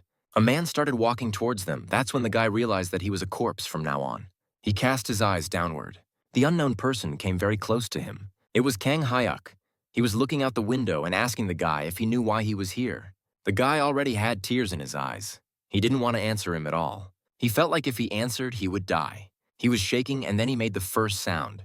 He looked up at Kang Hyuk, pleading with him, saying he would do anything. Kang Hyuk sat on a chair with his legs crossed. He was leaning on his arm relaxedly. He was staring at the poor guy with his red eyes while he was begging him to save him. The boy tearfully begged Kang Hyuk to spare him. Then the main character told him to bring a list of names. He sat and looked at the poor guy from above. The guy smiled and in a trembling voice asked what the list was. Lamar appeared out of the portal in the air. He explained that he needed a list of those responsible for young Master Kang Min's death. At that moment, Kang Hyuk saw something in Guchanu's memories. The guy lowered his head down, cold sweat running down his forehead. He finally stood up. All of his clothes and shoes were covered in blood. The guy walked past Kang Hyuk and guessed what Kang Hyuk wanted. Lamar escorted the guy with a look. The guy pressed a section in the wall and he fell through the wall, which pleased him. Unexpectedly to himself, a whole cabinet of secret materials appeared in the wall. There were files of different people, men and women, as well as charts, and most importantly, pictures of Kang Min. Kang Hyuk was looking through all of this and said that it was great. He had a thick book of information in his hands. The guy thought it was over and he was saved, so he asked what else he could do for Kang Hyuk and his buddy. Kang Hyuk kept his eyes on the book and Lemore started talking. Someone touched the guy's face and he got really scared and yelled a loud no. There were two skeletons behind him. They held him down and threatened him with a sword. Now the guy was hysterical. He begged them not to do it. Kang Hyuk slammed the book shut and looked at the suffering guy. Soon the guy's head was gone, his body lying on the floor and bleeding. Lemore raised his staff to him. Everything around him immediately turned purple. Smoke began to emanate from the guy's severed neck. It was one of the skulls on Lemore's staff, blowing on his neck. Oh Taeho watched this quietly. He didn't realize how he would take advantage of it. Kang Hyuk's skeletons continued the merciless slaughter. All the members of the crypt sect after invading their office. The members of the organization fought back as hard as they could, but their chances were slim to none. Lemore followed Kang Hyuk and collected souls, walking ominously between the rows of corpses. Oh Daeho watched Kang Hyuk sitting on the couch, wondering what he planned to do with all those souls. Suddenly his phone rang, so unexpected that Oh Daeho flinched. It turned out that it wasn't his phone, but a watch. Oh Taeho had found it in his pocket, but he didn't know what it was. This startled and stressed the guy out a lot. Lemmer turned his attention to it. There was a news program on TV. There was a girl telling him that a public order had been issued to kill the returned Kang Hyuk. Then Kang Chang-soo was shown. He greeted everyone with a good morning. Oh Daeho was pointing his finger at the screen and apologized loudly to get the attention of the two. He said he thought they needed to see this. On the screen, Kang Chang-soo talked about Kang Hyuk being a heinous criminal who committed a series of murders after his return, saying that after a thorough investigation, they have to inform the public. Kang Hyuk looked at the screen carefully. It seemed like Kang Hyuk and Kang Chan-soo were sitting across from each other, and Chan-soo was saying that after returning to Earth, Kang Hyuk refused to adapt to the established order, said that he had massacred civilians mercilessly because of delusions about his own brother's death. The Gargoa Guild would also make an announcement on the case soon. Chang-soo said that they as an association want to say with this, please judge and do justice yourself so that Kang Hyuk can no longer dishonor the memory of his brother Kang Min. It was broadcast on all the screens. People watched and listened to it even on the street. Kang Chang-soo asked the residents to inform the association if they discover it. Even cafes and restaurants were showing the program. Chan-soo said that for their own safety, they should not try to confront him as he is a returnee. He said they would pay a generous reward to those who succeeded in apprehending Kang Hyuk, and they wouldn't hold him accountable if he died in the process. Oh Daeho was in a panic, yelling that it turns out they already knew about everything that happened at the crematorium and the club. He was saying they needed to get out of here right away. Kang Hyuk just calmly continued reading. Then Daeho stopped and wondered what he was doing. He pondered that right now Hyuk must be coming up with a plan. He was also wondering what was in that ledger that he was concentrating on it. Like Hwang Kyul watching adult sexy movies, Daeho knew that the longer he was with Kang Hyuk, the less he understood him. The book desirably laid out information about the bastards that killed Kang Min. Kang Hyuk studied it all, and it confused him that it definitely couldn't be everyone involved in his murder. Kang Hyuk stood up and decided to check it out after he got rid of them. He headed to the door, and the skeleton opened it for his lord. Oh Daeho was surprised and hurriedly asked where he was going. He ran after him and even managed to short-circuit. He said next time Hyuk at least gave him a warning. Kang Hyuk turned around and told the guy to go wherever he wanted to go. This surprised Daeho even more. He was literally speechless and asked again. Oh Taeho stood in the middle of a pile of corpses and a sea of blood. He was shocked and a little scared. He remembered Kang Hyuk's face and words that he could go wherever he wanted now. Daeho asked himself, what do you mean where you want to go? Did I really just get dumped? Then he got a notice on his watch that comes to all members of the Gargoa Guild Assault Squad. It asked him to check for information on Kang Hyuk and notify all guild members immediately if you see him. Oh, Taeho didn't realize what the hell that was. Suddenly, his phone in his back pocket rang. He picked up the phone. He was a little scared who it was. The guy on the other side asked if he was alive and where he was. Oh Taeho immediately recognized Hwang Kyuho's voice. He asked why he was wondering. Hwang Kyuho didn't like it and asked if Oh Daeho wanted to die. He asked if he was with Kang Hyuk at the club and then at the crematorium. Daeho stammered. Kyuho shouted that Daeho was trash and a corpse. He shouted that he only joined Kang Hyuk because he was Kang Min's older brother. Daeho was covered in cold sweat. He asked what Kyuho was talking about. Kyuho asked if he thought he could rise in the guild that way. Oh Daeho told Captain Hwang not to be like that because he hadn't done anything. Hwang shouted into the phone that he was a stupid idiot and not to spill his guts to him. He asked where all the other guys were. Did Kang Hyuk kill them all? Oh Taeho wondered what he should do next. He realized that Kang Hyuk had just left him here like he didn't care about him at all. He also realized that Hwang Kyuho must have seen him enter the club with that monster. Oh, and the cameras in the crematorium could have caught it. Daeho knew he couldn't die that easily. Hwang Kyuzo shouted that he was a complete idiot and asked if he was going to say anything. He said that Daeho must be feeling guilty. He assured the guy that he was already dead. He promised to cut Daeho into pieces if he just waited. Kyuho said that Kang Hyuk would die in front of him, and Daeho saw the picture of Kang Hyuk and his sister lying dead in front of his eyes. And Hwang Kyuho was saying that while his sister would become his toy, said that Daeho knew exactly what he meant. After saying that, Daeho immediately dropped the call. His hand went down. He walked forward without saying anything. There was a tall glass building up ahead. That's where Kang Hyuk was walking along with the skeleton. Someone was watching him and told someone else that the target had been located. It was two young men. They were sitting on the roof of a building nearby. One said that Kang Hyuk was there and asked how he should proceed. From the walkie-talkie, he was told not to do anything until the guild's deputy master got there, just to keep an eye on him. The red-haired guy said that as expected, Kang Hyuk was here. The other guy said it was a bit strange. Didn't he see the message? The guy said that if it were him, he would never stick his nose out again. There were more guys up on the roof. The long-haired one asked what was in it for them, saying that they should just keep an eye on him. The deputy guildmaster himself would take care of him. However, he also wondered how strong this guy was since he forced the association president to make his move. The other replied that it was obvious since he was Kang Ming's older brother. The black-haired one said that yes, he knows, but just because his younger brother is strong doesn't mean he is too. The red-haired one said that he is a returnee after all. Then the first one said that he was talking about the same thing, he knows too, and returnees aren't that rare nowadays. He said that Kang Chang-soo, the president of the association, was also a returnee as well as the vice president. He asked if they were making too much fuss just because he was Kang Min's brother. Then the other called him a fool and said that Kang Min had told him about the place where he and his brother had been drafted, but only Kang Min had returned.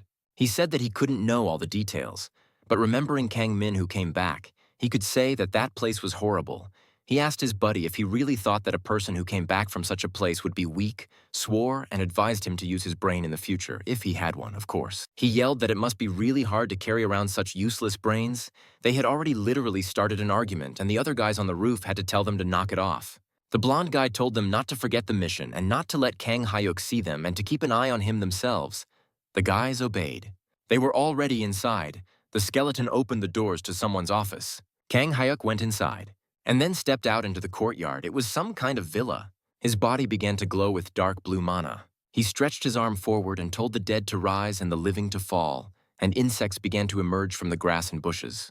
There were an awful lot of them, and they were practically everywhere. There were many spiders and cockroaches of various kinds. They all flew toward the tall glass building. One smacked into the wall, leaving a green slime. So did all the others. There was a dark aura flowing from those divots. It all poured towards Kang Hyuk, and he ordered the 7th Legion of Gargoa to answer his call. The entire building was now in a black magic dome. One of the guys who had been following Kang Hyuk didn't understand why it was so dark. Another guy told him that it was nighttime, and it would be dark. The other guys were told to be ready. The countdown began. All the hunters stood with their backs to each other in defense. Then they were ordered to move forward. A car came to the parking lot of the guild building, and it braked very sharply and maneuverably. Kang Chang-soo and the other guys got out. Chang-soo told everyone to hurry up. A large group of people were walking down the street. A guy and a girl were watching them from the roof of another building. The guy relayed to his superiors that the 4th assault squad was in place. He said they were heading in when no one was there. He also said the target was Kang Hyuk. At Kang Min's apartment, he had already gone inside. Another kid told him to send everyone there and eliminate the target, saying he had nowhere to run. Another unknown hunter said into the walkie-talkie that they would be moving out soon, so they should keep watching. From the walkie-talkie, they took the instruction. The group of people were already at the guild building that was shrouded in a black sphere. One of the guys turned to the other. Asking if the captain was still here, the latter noticed something. Someone got out of the car, and the second guy said, "Here comes the captain." It was a handsome blonde-haired man. 2 office workers were already approaching him. The arrival announced that he was the captain of the Gargoa Guild's 4th raid squad, Cha Hyako. He held out his hand and asked if these people were all residents of the complex. The bespectacled office worker said he worked in the housing management office, said he doubted any of the tenants wanted their house turned into ruins. He said that if too many people attacked, heavy casualties would be inevitable, so they would prefer if they used the least amount of force. The boy asked if that was possible. Cha Hyuko replied that he couldn't promise anything. He said that he had probably seen it on TV too. That their opponent is a pretty strong returnee, so he can't say for sure how serious the consequences would be. The guy said that the Gargoa Guild is the best guild in the nation, so he trusts their skills, saying that if the destruction is substantial, it would be hard to explain everything to the residents. Cha Hyuko said okay and promised to do his best. He asked if the tenants wanted to participate in the battle.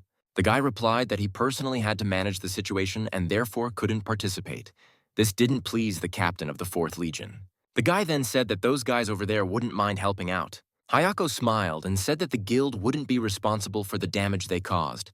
The office worker agreed and said that they would take responsibility anyway. He wished them all good luck and the guy bowed before Cha Hyuko. The man told him to shove his luck up his ass. He asked if these idiots really care about their property. He said they could just buy another one. The girl next to him told him that these apartments are the newest and most expensive in the area. Buy an apartment here on a hunter's salary. Hayako didn't let her finish, saying it was all unimportant. He asked her to report on the situation inside.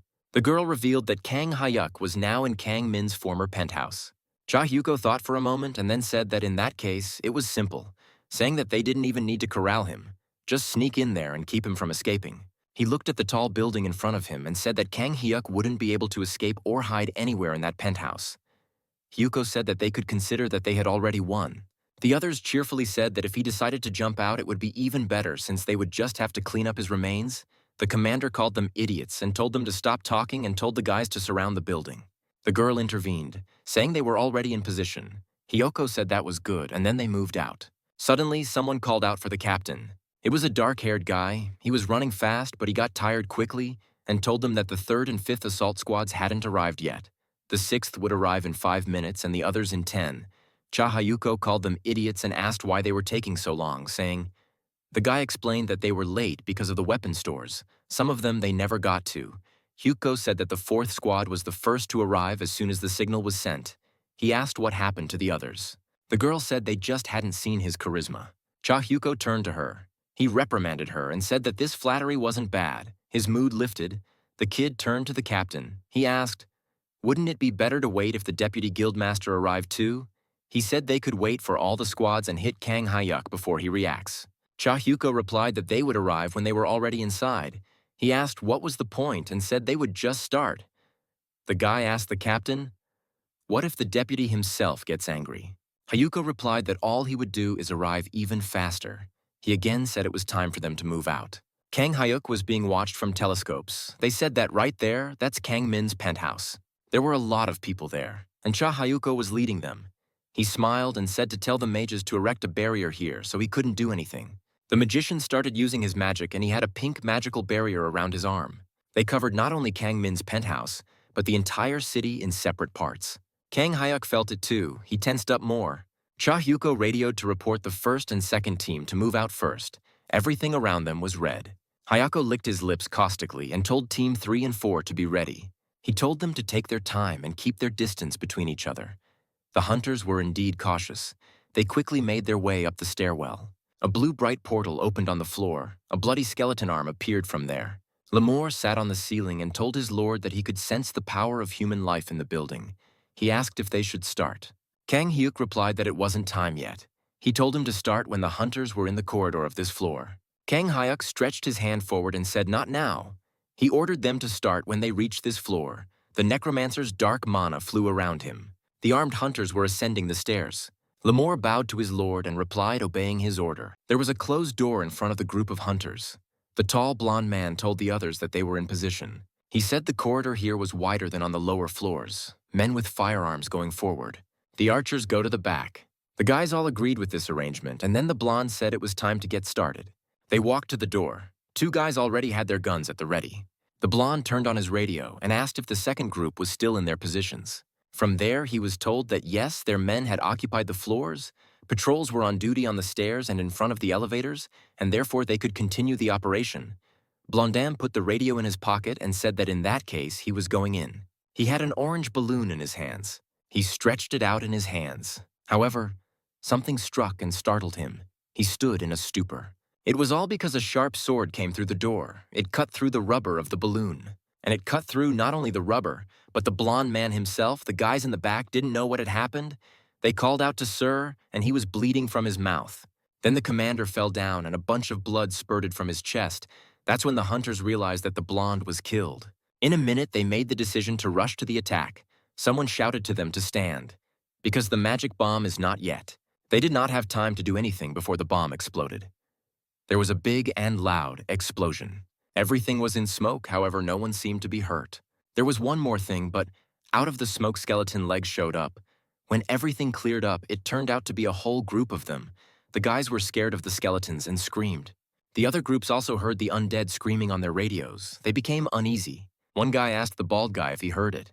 The first guy was clearly having fun, and he said with a smile on his face that their opponent must be a necromancer. The red-haired guy was happy about it too. He said that they were going to have a great hunt, but the bald guy wasn't having fun. The guys were shouting that they were hunting for bones today, and from the radio came a loud cry of death pain. It scared the bald man terribly. He nervously told the other two to watch the elevators and stairs. This confused the hunters a bit. The bald man yelled that as soon as the undead appeared, they should shoot. There beside them, there were more guys. They had different robes, armor, and different weapons. They are the attackers. Baldy was the squad leader, and he ordered everyone to get ready. The guys were determined. Someone stepped between the corpses. It was Lemur and Kang Hyuk. A red aura was carrying behind them. Lemur's staff was also active, gathering and absorbing the souls of the dead hunters. Soon, many of the hunters, including the blonde commander, rose to their feet, their eyes red-black. They followed their new commander, Kang Hyuk. Cha Hyuko watched the red building. From the walkie-talkie, he could hear his subordinates shouting, the way they were begging not to kill them and then shouting loudly. Even Hyuko was a little uncomfortable with what he heard. The guys were shouting that they were attacking, begging to be killed, everyone standing outside near the commander. It was even frightening to imagine what was going on inside. Hyuko realized that the first team was already out of formation. They were not responding. The second team could not respond as they were in the heat of battle. Even though there were only skeletons against them, he did not know what was going on there. But it seemed Hyuk was a more powerful necromancer than they could expect. Cha Hyuko asked the mage to remove the barrier. The mage didn't understand what he meant. Then Cha Hyuko explained that he wanted him to shoot magic at the walls and windows of the building, saying that fireballs would work great, it would be easier to hunt with them, and it didn't matter if it was zombies or skeletons. Everyone would be burned to the ground. The mage and two other young men were shocked. Cha Hyuko smiled and said that it would be glorious if that necromancer died from carbon monoxide. But of course, that wasn't going to happen. He ordered the mage to begin. The man once again asked if they should open fire. Hyuko shouted for him to do so more briskly. The mage put his hands together and recited a magic spell in an incomprehensible language. Then someone shouted to the captain that there were undead here. The captain ordered to block the entrance. The skeletons crowded around the glass doors. With only glass separating them from the hunters, Hyuko shouted at them not to let them pass. Then he turned to the mage again and told him to begin at last. The mage proceeded to recite a long spell, a fireball gathering in his hands. He aimed it straight at the undead. The undead burned and everything was in a terrible fire. Cha Hyuko was happy with the picture that opened in front of him, and he shouted that everything was great. However, not everything was so sweet. The red-haired assistant captain's arm was cut off. She didn't even have time to realize anything. Then there was a small explosion near them. Cha Hyuko didn't realize what it was. From the fire, a silhouette of a man could be seen, followed by armies of similarly tall and strong guys. These men were Kang Hyuk, Lemur, and the defeated hunters. They all swiftly overcame the fire and walked towards Cha Hyuko. The windows of the building were shattered and the upper floors were blazing brightly. Everything was in chaos. Many people were piled up below. Hunters were fighting the undead with swords and hands. Some were fighting the undead in two, and some were also being aimed at by archers. Cha Hyuko ordered to fire. Fire arrows flew in and slammed into the skeletons. But the undead didn't care at all. They moved on. However, they didn't care until there was an explosion and bones flew in all directions. The guys with firearms lined up in rows. They were signaled to attack. One attack fractured the skulls of 3 skeletons at once. Some fell and some were still standing. The defeated and the living. Both skeletons on the street were very numerous. Everything was blazing with fire. The hunters were happy that the undead were managing to kill. They shouted that everything was going great. The guy was loudly rejoicing that they were able to. He didn't even have time to finish the word. When an arrow flew into his skull, it pierced him through and one end was sticking straight out of the middle of his eye. A lot of blood spurted from there and the guy was terrified. He screamed loudly, but this time not from cheering, but from pain and nightmare. He asked what was going on. There were many sharp arrows flying at people. One of the guys said it was bad and ordered his guys to get ready and be careful. They had big shields. The blonde guy selflessly held the shield and shouted that he wouldn't let them pass. He shouted the word shield, and a magical shield appeared in front of the squad. The shield repelled and protected them from arrows. This pleased the guys. They shouted that it worked. A guy waved to the skeletons that were standing in front of them, and another shouted that in that case, it was time to attack. Kang Hyuk calmly stood in the fire and watched all of this. Then he used magic on the guys he defeated. They were all standing around him. Under the influence of the dark magic, veins started to pop out on their faces. Some guys had their heads ripped off their shoulders. Some stood there suffering in the fire. Kang Hyuk held the mana in his hand. It was blue-black. He raised his hand and the mana started to cut the limbs of the guys. Someone's hand was already lying beside the protagonist. Skeletal limbs started to appear from the red blood mixture. Now all those people had turned into the same undead skeletons. They were protecting Kang Hyuk. Some were still coming out of their blood. Those skeletons were the 7th Legion of Stormtrooper warriors. Chahayuko was shocked. He saw that these ones were much larger than the ones in the hall. Shocked and frightened, was everyone still alive? Hayuko wondered if he had strengthened his summoned beings by gathering the souls of those who had just died. A skeleton with a large iron axe was already towering in front of him. Chahyoko became very scared. He cursed absolutely everything. The skeleton attacked with a heavy weapon, but Hyuko managed to recoil. He grabbed his magic sword and was ready to attack the undead. The cold weapon was already very close to the skeleton's head. The captain landed, hitting the ground hard with his sword. The skeletons also managed to jump back, and a strong dent was left in the ground. Such a blow gave Hayoko confidence, and he shouted for them to bite out. He continued swinging his sword. His sword swept right through the middle of the 3 skeletons. Those flew upwards. Chahyuko exhaled tiredly. There were many bones in front of him, and behind them stood another batch of skeletons. Chahyuko had exhausted himself quite a bit. He wondered when these creeps would get here already. Hyoko looked at the more and more skeletons that were coming out of the flaming building. Huang Kyuho was using a telescope. He saw Chahyuko and the skeletons attacking him. He smiled and said that he had a good time there. Someone stepped forward and called out to Huang Kyuho. Huang Kyuho found him. The guy who called him was dressed like a military man. He said Kyuho was already here. He said they would let the greetings go. He asked where Chahyuko was. This guy was actually fearful. The man asked where Chahyuko was. Huang Kyuho replied that he was already fighting. He pointed his hand in the guy's direction. The man scratched the back of his head and said that Yuko never listened to him saying that impatient people die first. He thought he was a jerk. Kyuho said that the surveillance team asked if he would fight them. He refused. The man asked why. The man replied by asking if a coward like him would go in there. The skeletons were killing people one by one. A lot of blood was flying. Huang Kyuho told the man that he himself knew to fight well. He needed the emotional support of strong team members.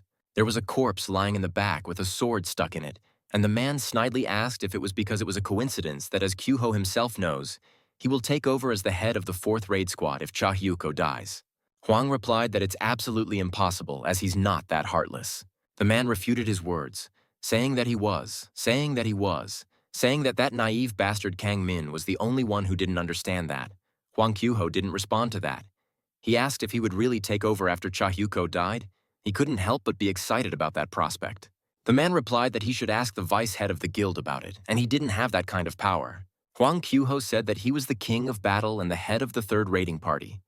Did he really have nothing to say? That one called him a jerk and told him to try harder instead of asking such questions. He said that his behavior lately was especially annoying. Asked if Kyuho understood him. Huang Kyuho made a terribly arrogant and smug face and said that he might be annoying, but he had managed to stab Kangmin. He remembered the fragments of his buddy's murder. He said that even the best hunter in the world reacted like a normal person when he was stabbed. He remembered his face and his surprise, the way his eyes widened from shock and blood gushed from his mouth. Kyuho said that his older brother's heart would be next. Suddenly, there was a huge explosion, debris and skeletons flying. Huang Kyuho told the man to relax, because necromancers are not immortal either. He said that he had taken a bunch of divine elixirs from the Elijah Order for this purpose. He had 3 jars of green potions. He turned to some boy and motioned for him to come over. Huang asked what it was all about. He was talking about the jars in the kid's bag. The boy said it was what the American guilds use today to hunt down criminal necromancers.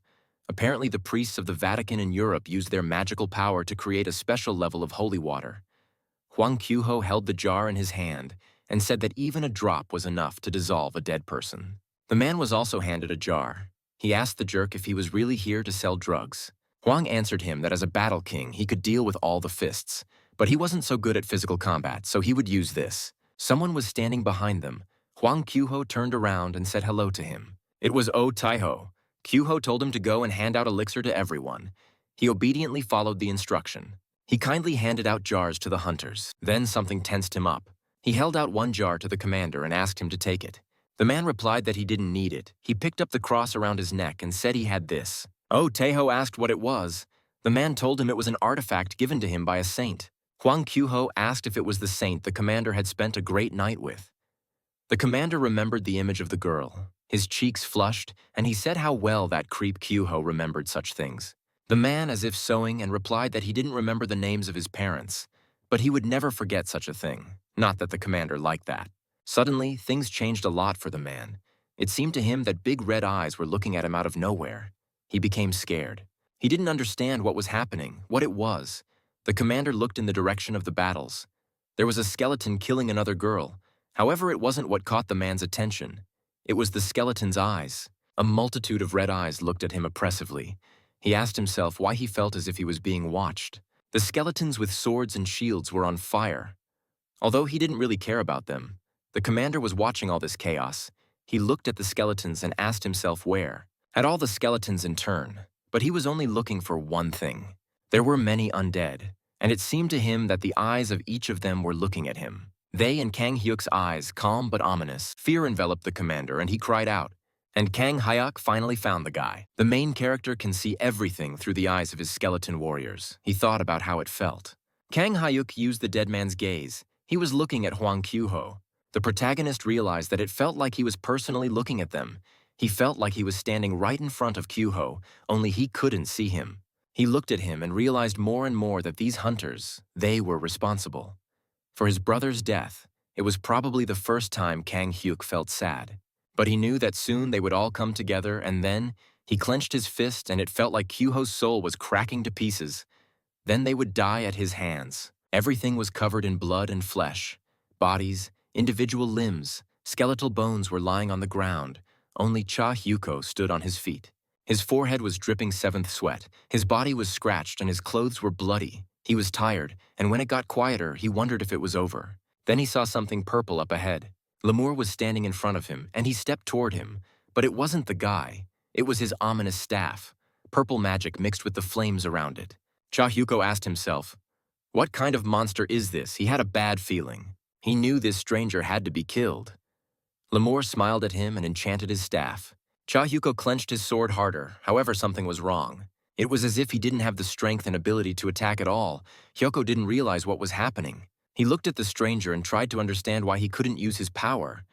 Lemur held one small shard in front of him. Cha Hyuko was already pretty sure it was because of him. Lemur brought the magical skull up to his face. The skull opened its mouth. Then Cha Hyuko felt as if he were in the hands of a stranger. He was terrified, and he couldn't move. He was shaking. His body felt like it was being controlled by someone. Involuntarily, he stretched out his arms with the sword and soon stuck it into his stomach. Lemur stood in front of him and smiled. It was all because of the small skull. Hyuko fell to his knees and held the sword, blood streaming out of him. Lemur threw the skull away and it fell in front of Cha Hyuko. Cha Hyuko was terribly frightened and begged him not to do that. His hands reached up and pulled out his sword. He asked the stranger to stop. Then the sword flew and Cha Hyuko kept begging to be spared. Cha Hyuko gave himself another blow. Kang Hyuk came out next to Lemur. Lemur smiled at him. Kang Hyuk said they are all here and he should gather souls. Lemur bowed and said he would do whatever he was ordered to do. His staff clanked and glowed. Purple magic poured out of it. It enveloped everything around him. It was collecting souls and carrying them to the magic staff. The trunk of the staff strengthened. The skulls snapped. The staff grew larger and more powerful, and the skulls grew larger. The staff was now standing on its own and its roots were spreading. The entire tall building was engulfed in flames. Kang Hyuk stood looking at it. He raised his hands and dark mana swirled around again. Green insect stains were still on the walls. Kang Hyuk lowered his hand. The building began to shake and the windows began to shatter. The protagonist watched this carefully. The fire was spreading and a loud sound appeared. Within seconds, the house began to collapse rapidly, debris flying down, people screaming and asking what the hell it was. Those who were still alive were yelling for the rest of us to watch out, that the building was collapsing. They called out for the captain. A guy ran to him and called out to him and wanted to tell him about Chahyuko. He yelled out that communication with Chahyuko had broken down. This shocked the commander. He told the guy to ask the surveillance squad what happened. The guy said that there was no communication with them either. This stunned the commander even more. People were shouting that the building was collapsing, everything was on fire, debris was flying, big blocks of stones. The commander asked why it was so sudden, if some kind of magic had been used on it. The boy replied that he wasn't sure, and the cars were rushing at full speed. Huang Qiuho told them to look at who showed up in the middle of the chaos. The commander turned back around. It was the second raiding party. The car stopped. Huang Qiuho and the commander walked closer. A man stepped out from there. He was wearing a gray business suit. He was a tall guy with glasses and had ashy hair. He called out to Pang Yunchol, the commander, and asked if everyone was here. Pang Yunchol didn't answer, but told Han Taiho that they hadn't seen each other in a long time. Han Taiho smiled. Everything was on fire and debris was flying, so Park Yunchul turned to Han Taiho more seriously. He asked if he thought he was here to report to him. Han Taiho replied that his rank in the guild was higher than Park Yunchol's. He corrected his glasses and said that if he asked to give him information, Yunchol should do so, asking if he agreed. Yunchol queried about the above and said he couldn't agree to it. Han Taiho smiled and said that then they could deal with it first. Yunchol centered the magic in his hand and asked if that was exactly what he wanted. They stood across from each other, and blue mana swirled around Puck. Soon Han activated her own. Pink Unicorn noticed this and said that was fine. Someone intervened, raising a hand and asking them to stop. It was Huang Qiuho. He stepped between them and told Yunchol not to be like him. He pointed his hand at the blazing building and said that they were in for a real fun time here. He remembered Kang Hyuk's face and told them that their enemy was that creepy necromancer. Qiuho started to say that if they wanted to fight each other. There was a small pause, and after, he said that the necromancer could escape from fear. For some reason, he looked very strange when he said that. However, no one reacted to his statement, and the guy realized he was being ignored. Everything was burning. Black clouds of smoke and red flames were rising into the sky. Kang Hyuk looked up and said that he would give life to those who were deprived of it. He used magic once again. He sent mana into the fire and ordered the dead to answer his call. The mana made its way inside the ruins, into every possible place. Rocks, debris began to rise up, and some even took off. They flew higher and higher, gathering into something. Soon the debris made a fearsome monstrosity. Another batch of cars parked. Huang Qiuho was surprised. He noticed that they had arrived. From one of the cars, a dark-haired guy in a business suit was coming out. It was the vice head of the guild. He asked the hunters to report the situation. He said that he believed that no one had entered before him. Huang Qiuho rubbed his head and embarrassedly replied, "What about it? The vice president didn't want to wait long," he asked again. Huang was silent, and the vice president leaned over to look him in the eye. Then he asked what that noise was. A huge stone monster with the same red eyes as the skeletons came out of the ruins. The vice president asked if it was a golem. The monster was already a couple of meters away from the hunters. They stood side by side, and Huang Qiuho asked why this monster was so ridiculously huge. Park Yunchul asked if this necromancer could summon such an impressive golem. Huang Qiuho said it looked like it. He looked at the golem and said that apparently it was even bigger than the giant golem. The monster was indeed of terrifying size. Something happened, a strong impact. The golem was standing near a large rock. Many small pebbles flew down. The monster stretched a heavy arm forward, clenched the rock in his fist.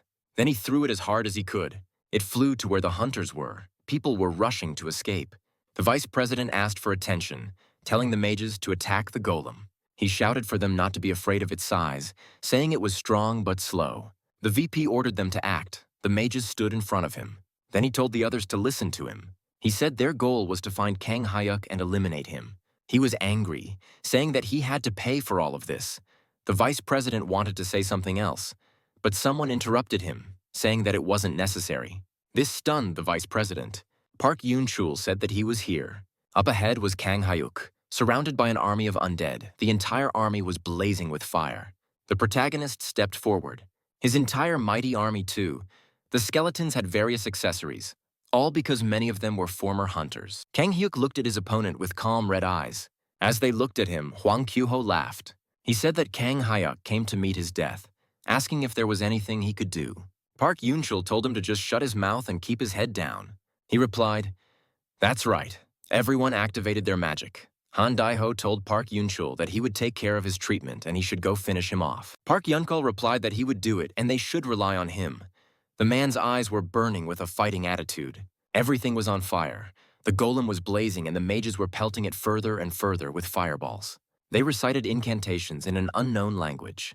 Then they started the fire again. There were 6 mages in total. The flames came straight at the monster. Then it took a big clump.